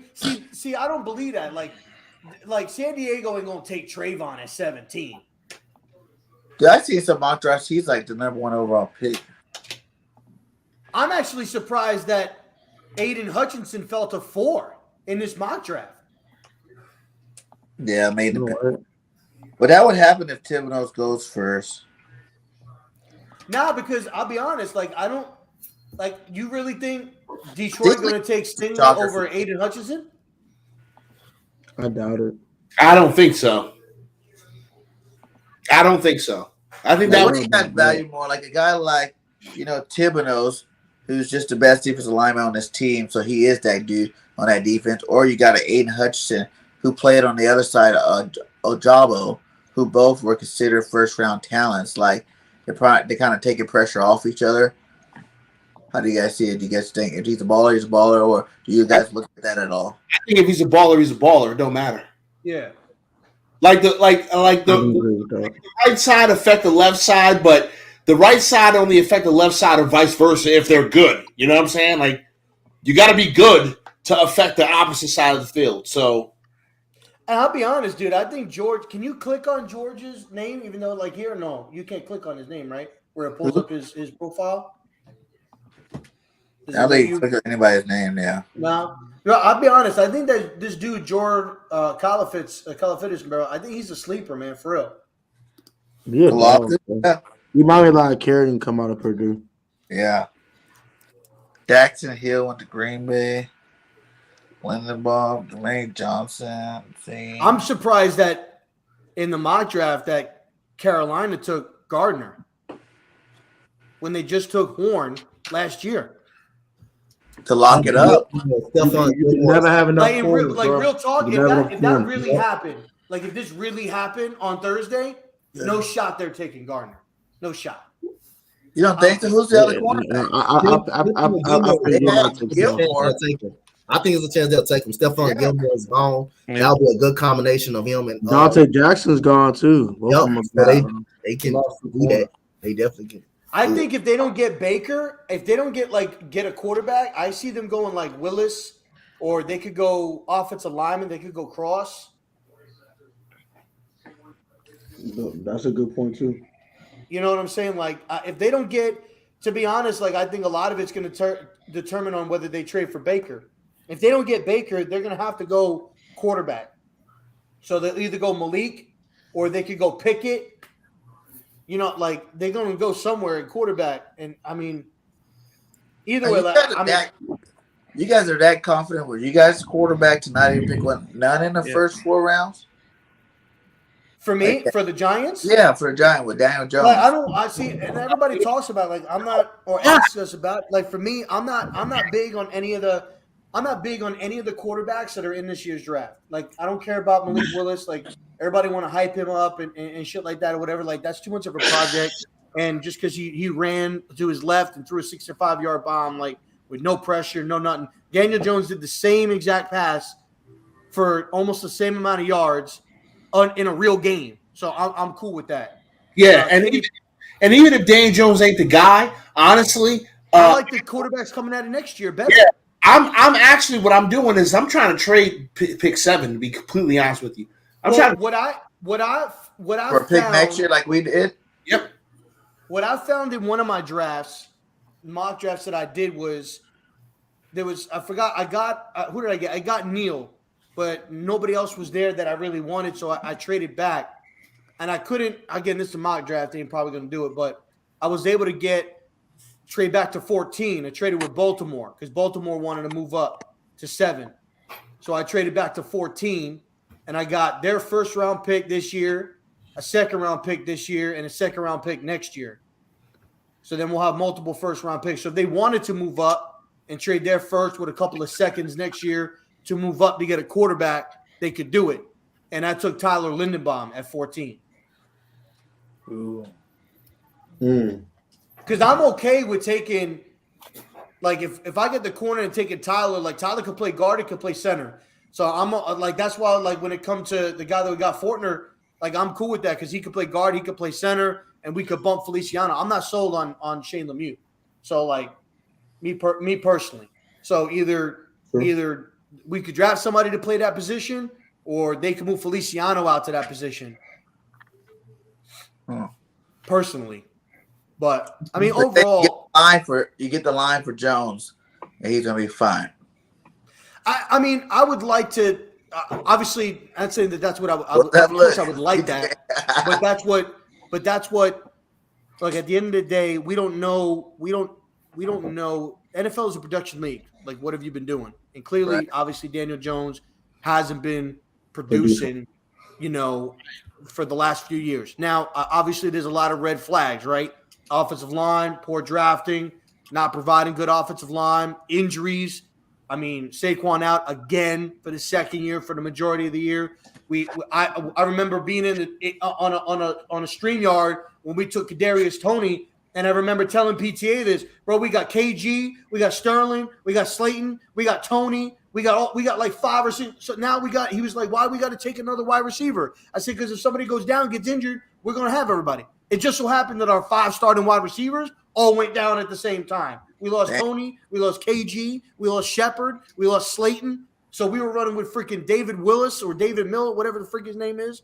We were running with freaking Johnson that we got from Jacksonville. We had a bunch of no names running. So again, Daniel Jones did not have any weapons. Evan Ingram did not produce. Offensive line was still terrible, and we didn't have a running game. So the fact that we can finally provide somewhat of a competent offensive line, and now Barkley's coming in, not recouping in an offseason. He's healthy. So now he's going into this offseason fully healthy. And hopefully the wide receiving core stays healthy. Hopefully that Joe Shane and Daves did or does what they need to do to keep the players healthy, and to try to prevent injuries. And we'll see. We'll see what happens. I think if he has it, maybe he could do something with it. Would I like to see him do well? Absolutely. Do I think he'll be here? Probably not. But I think that's we'll see what happens. Or anything. I think Saquon needs to start lighting it back up again for you guys. I think he is. I mean, I made a prediction on me and PTA's podcast. I said I think Saquon's going to go for over 1,400 yards. He's going to have about 700 receiving yards. I think he's going to have 10 to 15 rushing touchdowns and have about like 8 receiving touchdowns. I'm calling now. I think he's going for 14. Protest. I don't believe you. But when you look, like when you go and you back and you look at his previous interview that he just had from training camp, like he's pissed. Like when you look at his face, when you look at that shit, like he's mad. And he's tired of people shitting on him. He's tired, and rightfully so, right? Like, I mean, people are shitting on him, talking about his injury, shit like that. But this dude's mad. He's pissed. And he wants to shut everybody up. And when you motivate somebody like that, there's no question that regardless of his injuries, I don't think anybody in here would say that Saquon Barkley is not a freak. Like he's not a talented athlete. So I thought piss somebody off. Make a trade with you guys, bring him over. He can hang out with Miles Sanders again. Thank you. No, boy, stop. You keep saying that. Thank Tight. No. Here's the deal. Saquon, get him out of our division, please. I don't want him in our division. No. Here's the deal in a nutshell. The focus in this draft has got to be to get this offense right. Okay, if we can get some defensive pieces, then fine. But we've got to get this offense right. I don't know if Daniel Jones is the guy. I don't think he's the guy personally, but what the fuck do I know, right? So he could have a crazy ass season and be the truth. So I personally think we get draft capital for next season in case we have to move around in the draft, and we see if Daniel Jones is the guy. And if he's not, well, bye-bye. I mean, to be fair, Eli Manning didn't really come on until his 4th season. You know what I'm saying? Like it was his 4th year where he really didn't come out and actually start doing some shit, right? He was drafted in 04, so it was 07 when they ran the table. But you got to look at what he had around him. You know, he had David Deal, Rich Soibert, he had Sean O'Hara, then too. Kareem McKay. He had a good offensive line, very good offensive line, and he had a big motherfucker in Brandon Jacobs that was 6'4", 264 fucking pounds that could run over a truck. That dude was a tank. Brandon Jacobs is a beast. You know, he was a tank. And Love him. I think that you can't. For me, I think it's unfair for me as a Giants fan, as a sports fan in general, to write off Daniel Jones knowing that he hasn't had the proper cast around him to really prove what he's capable of. When everybody was there, when you look at it, the Washington game, he balled out. He played well. Now, we lost, due to offside or whatever the case may be, which I thought was bullshit. But like he played well in that game, regardless of the fact, like in last season, the offense played well against the Washington, but the defense allowed 30 fucking points. That's on the defense. So the offense showed out, but the defense didn't show up. So and then there were games where the offense didn't show up, but the defense showed up. If we can get a good balance between the two, and now you can see what Daniel Jones is capable of, like against New Orleans when everybody was there, KT, KG, Evan, Barkley, offensive line played well. The offensive line was somewhat healthy. We didn't lose anybody from the week prior that started. I think there's a possibility that he could be the silver lining. I think Barkley needs to be the main focus and the main workhorse, but I think Daniel Jones could be something potentially. I think it's more important to fill the patches, the offensive line, give them some more weapons than it is to actually trade one of those picks back to next year for insurance for a quarterback. Yeah, I mean, I think this year is going to be, when you look at the way I'm looking at it is when I look at what Dave's, and you got two guys from two. I mean, they changed the overtime rule because of the two guys that we have on the team. Both of those teams were going at it in the playoffs, the Chiefs and the Bills. So when you look at the team that we have from a skill perspective, the wide receivers that we got, the running that what we got, there's no question that Daniel Jones has athletic ability when it comes to running, mobility. He's got a decent arm. I think that if they can somewhat use that and we could see how it is, and the offensive line could be good, but we see that it's Daniel Jones, hell yeah. I think at that point we're a quarterback away from being potential contenders in the division. So, and next year, I think there are guys like Young and the other guy's name, it escapes me, but that could come in that are ready. Like they're ready to go. Like if you, and I got into like a little bit of a debate with somebody in a Twitter space where they were saying like, take Malik Willis, like ceiling's high, he's a project, but take him. Like if Josh Allen was in this fucking draft, like everybody was shitting on Josh Allen when he got drafted in 2018 and his rookie year looked like he was a bust. But if Josh Allen was in this draft, we wouldn't even be talking about Malik Willis. Like Josh Allen would be the number one pick in this draft, hands down. So but when you look at some of these other guys that were in the playoffs last year, like Joe Burrow, when he came in, he was ready. Like that guy could automatically elevate a team from the jump. You could probably get one of those with Young and with the other guy that's coming out in next year's draft. Like I think you have the pieces right now around Daniel potentially to where you could start it seeing going in the right direction to where if there is no success, you can pin it on Daniel and say it's him that's holding us back. And then you go and you get that quarterback and you see the change. But last year or the year before, I don't think that you could physically say that it was on Daniel because of all of the question marks that was on the team between injuries, the offensive line, and all that stuff. But next year it's going to be whether it's his fault or not. It's his job to lose. What about you guys over on the Washington side? You guys didn't have that many picks, but you guys didn't pick a quarterback either. You guys going to ride it out with Carson until next year to see if he can actually come back to form and risk not having the guy in the wings learning the offense this year and wait till next year? Or yeah, I think the case is with our guys is that you get 1 year Carson Wentz and it's good or bad. The good is if he goes out there and run, you can re-sign him, right? The bad thing is we're off the hook after this year. We can just cut him without any ramifications. And if this team is as bad as a lot of people think it's going to be, I don't think internally we do, but if outsiders think Ron Rivera's not going to be here, right? If you win 3 or 4 games next year, so you're going to have to teach a whole new offense to some new quarterback next year anyway. So I mean, that's kind of where we're at right now, and I think improving that defense, which was a strength in 2020, and a weakness in 2021 last year, it was awful. And I Yes, mean, it was. yeah, and then you have and Taylor Heineke can win you 7 games, right? Carson Wentz should be good for 2 to 3 more wins, even if the team maintained what they were last year. Now you do have to make up for the offensive line. Brandon Sheriff walked in free agency. We knew that was going to happen.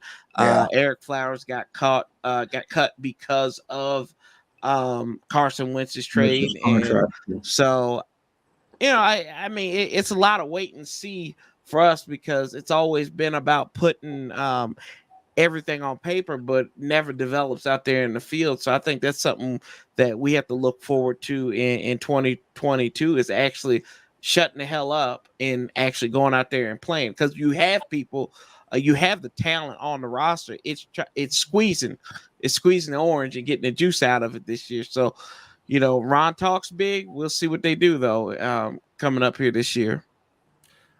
I mean, This comment, wow. Whoa, time out. Mhm. Because, whoa. This comment's wild. You're talking stupid. Protect. So, Yeah, that's ignorant. a coach that coached the Super Bowl isn't a good coach. What? Bye. Your comment's stupid. Well, But I think what comes to the quarterback position, I think the only way they take a quarterback in this draft if it's a pick 47 and we didn't see someone coming not being there, like a Ritter being there. Like, it doesn't really see that at 47. Like, why is he here for? Why is he here? Taking him. Or a Sam Howell, why is he here at 47? Like, it has to be a really precarious situation, a really crazy scenario where you like as a guy that's there that you didn't expect them to be there, and you take them and go from there. I completely agree with Corey when it comes to, hey, why I take a quarterback in this draft is if everything goes left, Carson's not going to be here next year. Ron ain't going to be here next year. So why take a quarterback and waste a draft pick like they did, RP to this young man and Dwayne, when they drafted him in 2019, it's a waste of a draft pick because Jay Gruden's not going to be there. So why take a quarterback at 15 in that draft? Well, all you're going to do is fire that head coach anyway, and then you got to teach this quarterback that this head coach inherited that he did not draft a system that makes 0 sense. So don't make the same mistake twice. I think quarterback. You go on Wentz. If it doesn't go well, it is what it is. You just hit the reset. You hit the reset button. Hit the Thanos. I think the big thing with Washington, though, the bigger picture, which is my opinion, and maybe you could attest to it as Washington fans, I really think the biggest challenge is going to be all this off the season, off the field stuff that's really going on. I made a joke about it earlier, but Alex Smith really said that when he was there, it was hard to play because of all of the off the field stuff, the allegations, the attention, the negative media attention that the whole situation is getting, and more stuff comes to light. And obviously Alex Smith is no like big, Hall of Fame type of guy, but we know that Alex Smith was a decent quarterback, mainly, really, kept his mouth closed for the majority of his career, and, said this. And I think when it comes down to it, whether they draft a quarterback, they don't draft a quarterback, Ron Rivera is there, Ron Rivera is not there, whoever comes in, I think it's going to be really hard to attract people to want to come to the organization, coaching wise. Maybe players don't have a choice, but free agent wise, strictly because of all of the off the field allegations. And hopefully it gets resolved. Hopefully it goes in a positive way. But in your guys' opinion, do you feel that that's really going to have a big effect on maybe either how the season goes or maybe how the coming years will go until this whole situation is resolved? I don't think it's going to affect this specific season, but I definitely think going forward, like you said, with the free agents coming here and things of that nature, I think it does affect it because no one wants to go to a anarchy, a chaotic freaking room, uh, a complete shit show. Who wants to come to a shit show? I know I won't. I wouldn't. So I understand what you're saying, and I understand why you asked that question. That's a great question. But nothing's going to change until Dan Snyder sells his team. It is what it is. That's not going to change, no matter how many Jason Wrights you put in here, how many Julie Donaldsons you put in here, no matter how many Ron Rivera's you put in here, until the cancer of Dan Snyder has been extinguished out of his building. It's going nowhere. Like it is what it is. Like so, players got to realize that until Dan sells his team, it is what it is. And I think Alex Smith is saying stuff that is just recycled, and I'm not bashing him for it. Don't when I say this, but LeVar Arrington said it. Y'all know, y'all Giants fans remember LeVar Arrington, right? He played all but 3 games for you, right? He's been saying it for years. You've had other players saying it for years, and it's probably some truth to it, right? It can also be a crutch, also. But I think the biggest problem is getting the right people in there and trusting the right people to do some to do changes in that organization. I think you do have people there that are on the business side, but it needs to be on the football side as well, right? I mean, this was a team last year that ran pretty much the whole season without a head trainer. They were getting people. They had to hire a guy who had retired like 10 years ago and worked for the team for 40 years. So the man's like in his 70s to come back and do some athletic training.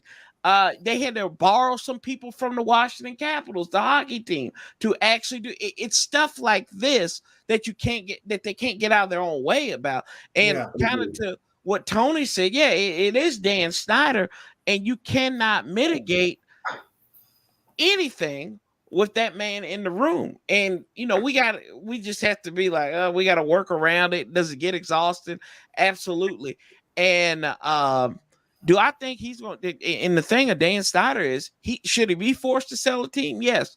I think if you wait a long time, and we do have sympathy in this fan base for Dan Snyder, as crazy as you think it is, I see it on Twitter all the time. They could turn this man into some sympathetic character that's like, oh wow, if these congressional investigations don't go right, we're gonna be sitting here like, we're gonna have people saying like, oh man, I kind of feel bad for Dan. It won't be the 2 guys that's on this screen with you all, but hell no, it won't. Yeah, hell no. When it comes to an ownership of a team, like you have a business, obviously you have a CEO. I'm assuming that there's probably, because I don't know, there's got to be like a board of directors that are underneath that hold a good value, right? To where they can vote to maybe ban him or do something. Is it like that, or is it not that way? He owns 100% of the team. He had sold back in I'm trying to remember. But the reason why we have FedEx Field is because Fred Smith was the CEO of FedEx at the time, who actually sold last year, and he sold like 40% to him and 2 other dudes. So they really don't have like a board of directors. It's all, he's consolidated all the power. So he is the organization for the most part.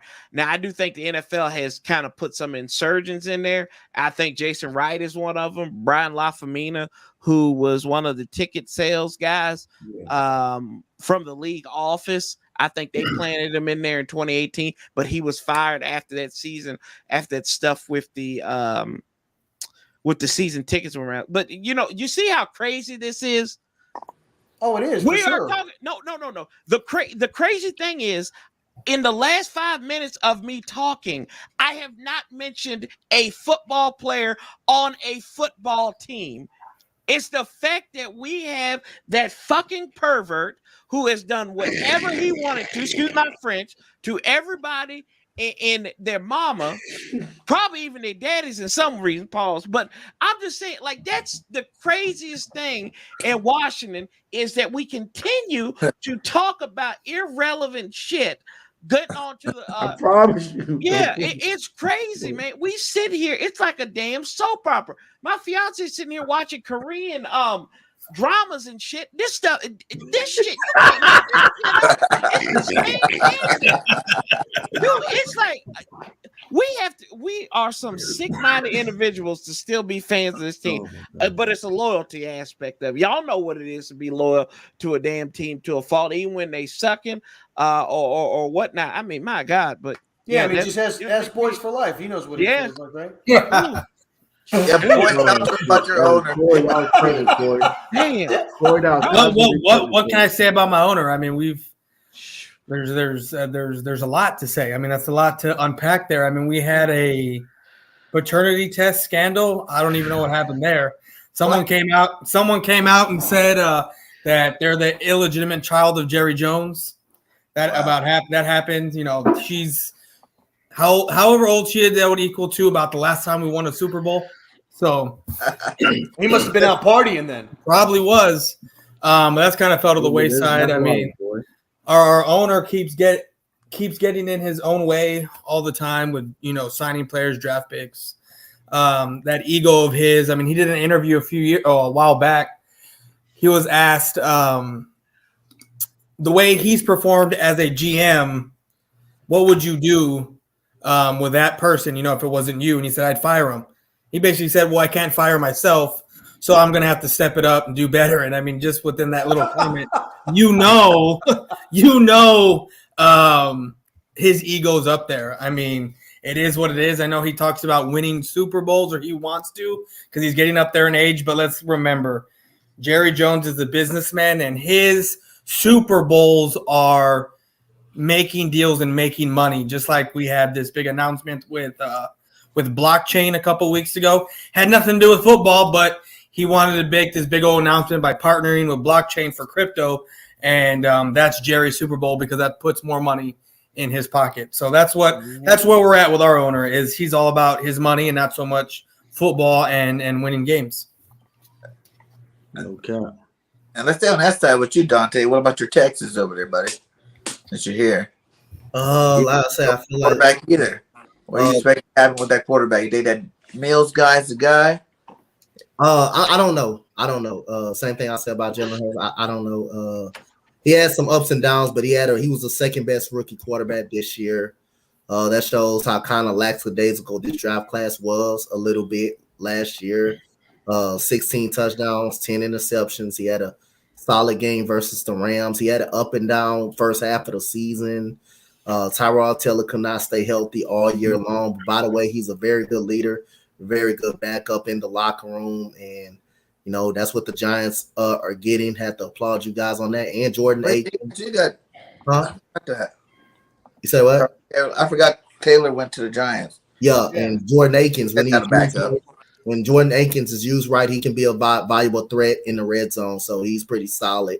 He's a pretty solid tight end and a very good blocking tight end when he's used the right way. So Jordan Akins will be a good piece for the Giants as well, a depth piece for the Giants. But by the way, Davis Mills, I seen flashes last year.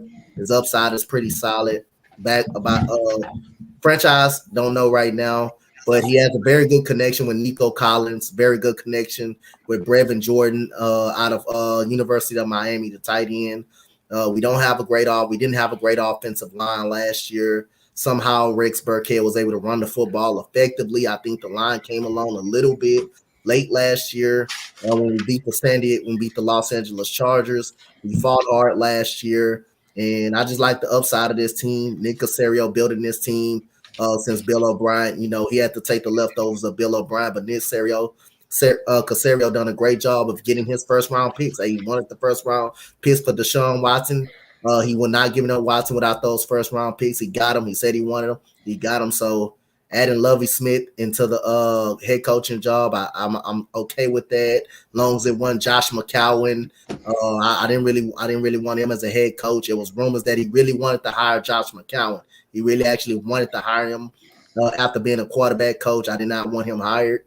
Pep Hamilton, offensive coordinator. He did a very great job with Davis Mills. So at that point, let's see what's going to happen in the offseason, especially in the draft. We're going to definitely get some running backs. And I can see us drafting a quarterback late in the draft. I don't think we would draft one in the first or second round. I can see us going late in the draft and getting that quarterback. But it remains to be seen about Davis Mills. He showed some upside flashes, his willingness to take a hit, stand in the pocket, make some tough, accurate throws. He showed the ability, and he showed the ability to also crumble up under pressure. So the verdict is still out on Davis Mills, but he had a strong finish to the season. He had very much a strong finish. Bergen, you mind if I ask a question if it's okay? Yeah, go ahead. So Dante, real quick, kind of similar. Obviously, not a similar situation, but obviously another franchise that's been talked about by players. Andre Johnson, D-Hop traded, Deshaun traded, and there's a lot of rumors about McNair and the ownership and how they handle the personnel that comes in, how there's a lack of incentive around valuing your franchise players. And it shows, obviously, they haven't been able to really keep a lot of those key pieces. J.J. Watt, another one. Clown.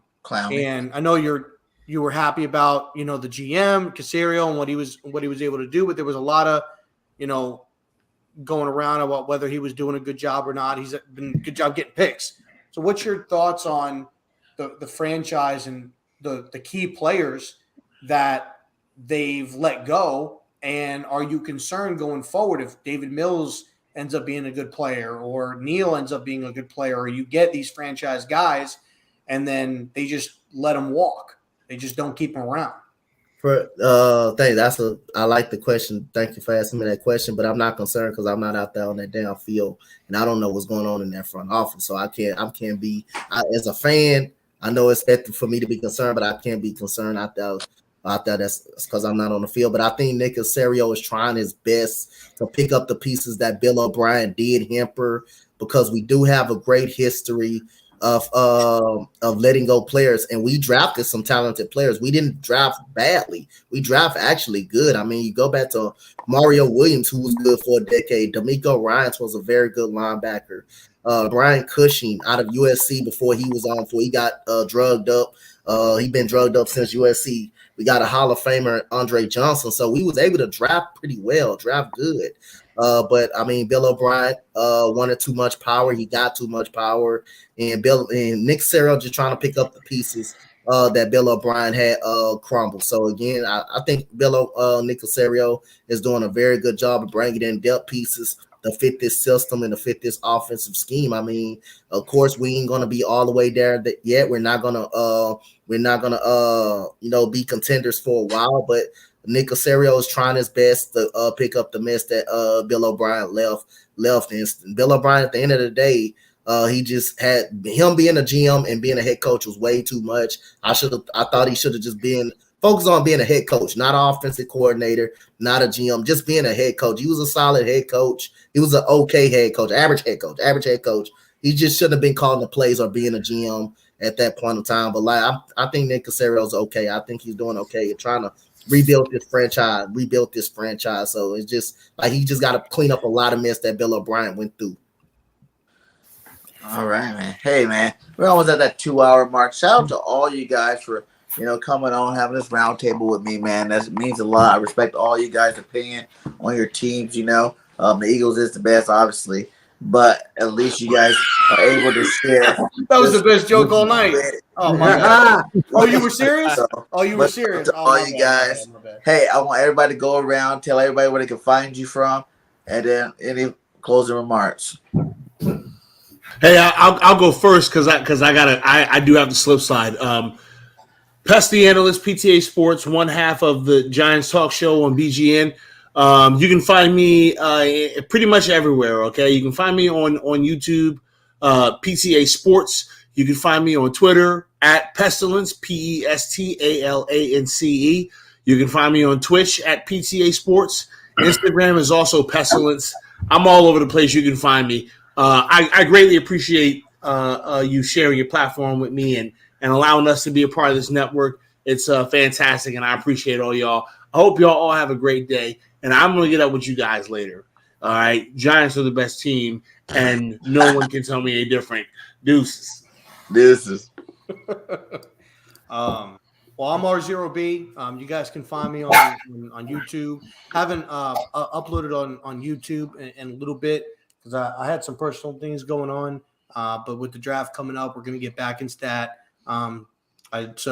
Once I hit 100 subscribers, which I think we may have. Yeah, you already hit. I know we got you like 4 right before the show, so you over. 100. Oh, sweet. So then I can monetize, my stuff and make the ad remarks. So it'll be R0B. So that's RZEROB. Will be on Twitter. You can on YouTube. You can find me on Twitter at real_R0B. Because somebody else has R0B handle on there who hasn't been active since 2015. And then Twitch is the same way, R0B. I stream every day, Mondays, Tuesdays, off on Wednesdays because I do my podcast show. I'm off on Thursdays, and then I stream on Fridays, Saturdays, and Sundays.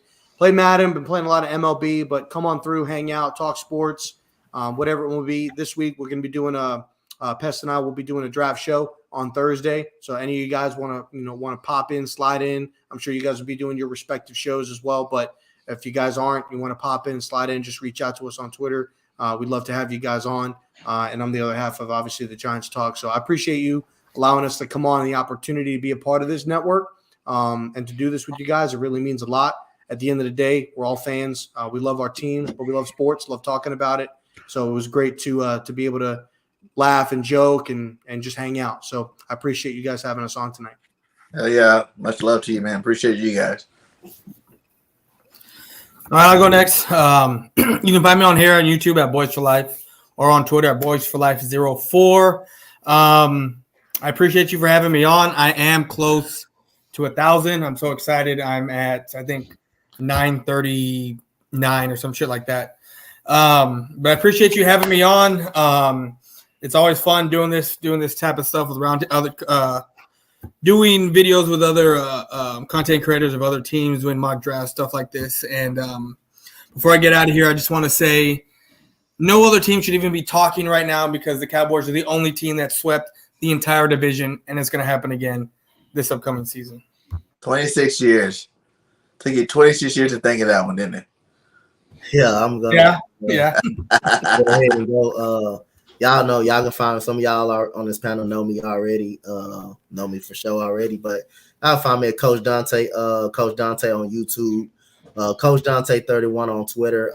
Like I say, Bird Game was probably like before I even thought about having a StreamYard or collabing with other content creators. Bird Game, brought me on this channel. I was the first, that was basically my first collab right there. So Coach Dante 31 on YouTube, on Twitter, and Coach Dante on YouTube. I collab with different YouTubers. Getting ready to have a mock draft show soon. So if you're interested, y'all want to come in, y'all just hit me up on my Twitter, on my IG at Coach Dante 31 as well on my IG. So like I say, I answer every time. If you guys feel like you want to collab with me or something like that, hit me up. My phone is always open 24 hours a day. So that's me. It's Coach Dante. Dante talks all sports too. That guy, he knows his teams, man. He knows his teams. I'll let you go ahead, Tony. He was trying to pass it to you. I know. But say less. I can find me at Protest Sports Network on YouTube. Also find me on Instagram at Protest Sports Network _ You can find me on Twitter at PSN042893. I don't have any other social media accounts or anything like that. But yeah, y'all can go ahead and find me on those platforms. And yeah, man, shout out to Bird Game for having us on this network. Really dope stuff. I got all you guys put up really good, great content over here. So hey, shout out to Bird Game. Appreciate your Bird Game. Appreciate your big dog. Guys. But hey, we taking command over here. We the best team in the NFC East, okay? All right. The only thing you can say is we are commanders. Oh, don't do it. Oh God, don't do that. Here I am. I didn't say a fucking word about and we got boys that wants to throw in that, hey, we won the division, but we haven't won a playoff game since 1995, and all this other stuff. And he failed to mention that he got swept by the 49ers that were, being quarterbacked by Jimmy Garoppolo. Okay. And then here we got with the Commanders. Okay. Coming in here, hey, we're the Commanders, and we've had 15 different quarterbacks in the last 10 years, and we're going to run the table. I didn't say we're gonna run no table. All right, chill. I just say we. Oh, but that's what you were implying. Okay. No, sir. No, we're gonna sweep auto.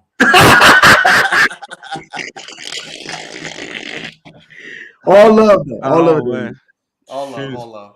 I don't know. How many quarterback changes have we had?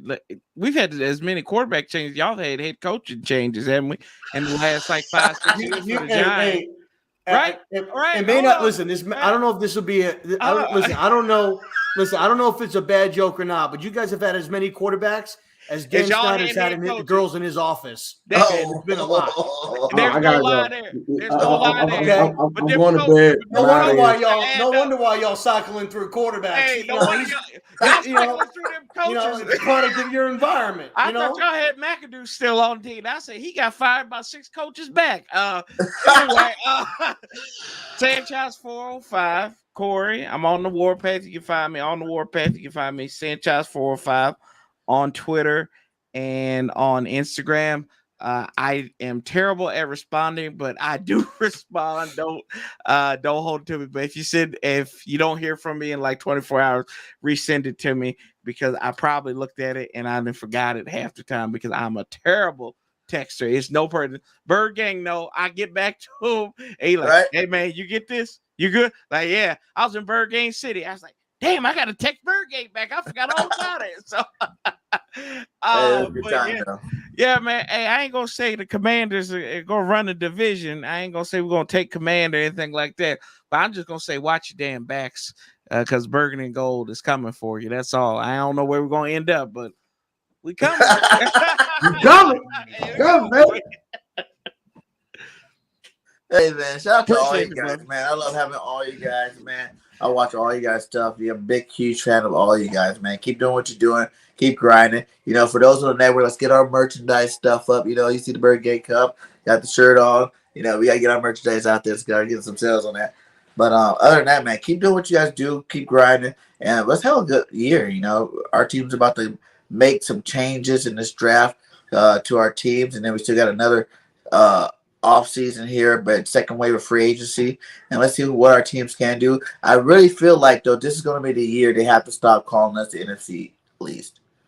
I think it's because 2 of our teams went last year, which is pretty good. I'm saying? There was divisions that only had 1. We had 2 last year, so that's pretty good in itself. We can all just get a little bit better this next year, then we'll definitely be out of that NFC. It's just because Daniel Jones was injured. That's a possibility. Neither here or there. But hey, I'm Bird Game 31. Make sure you guys hit that like, subscribe to all my guys. All their links are inside the chat. You know what I'm saying? Make sure you guys sub them up. Get them to the next goal. I am on a road. June 8th is my 1 year streaming on YouTube, man. It's been a blessing. Trying to hit that 3,100. 31 is my number. I said 3,100. 3.1 by, June 8th, man. I'm trying to get it this draft. I think we're at 2,560. So let's keep grinding. Let's keep growing. Let's keep the family going. And let's keep putting out that fire content. And that's all I got to say. Like I always say at the end of my videos, fly, Eagles, fly. We are Commanders. Cowboy up. We out. The Eagles were flying home. The Eagles were flying home in the playoffs. You know what I'm saying? They were flying real quick.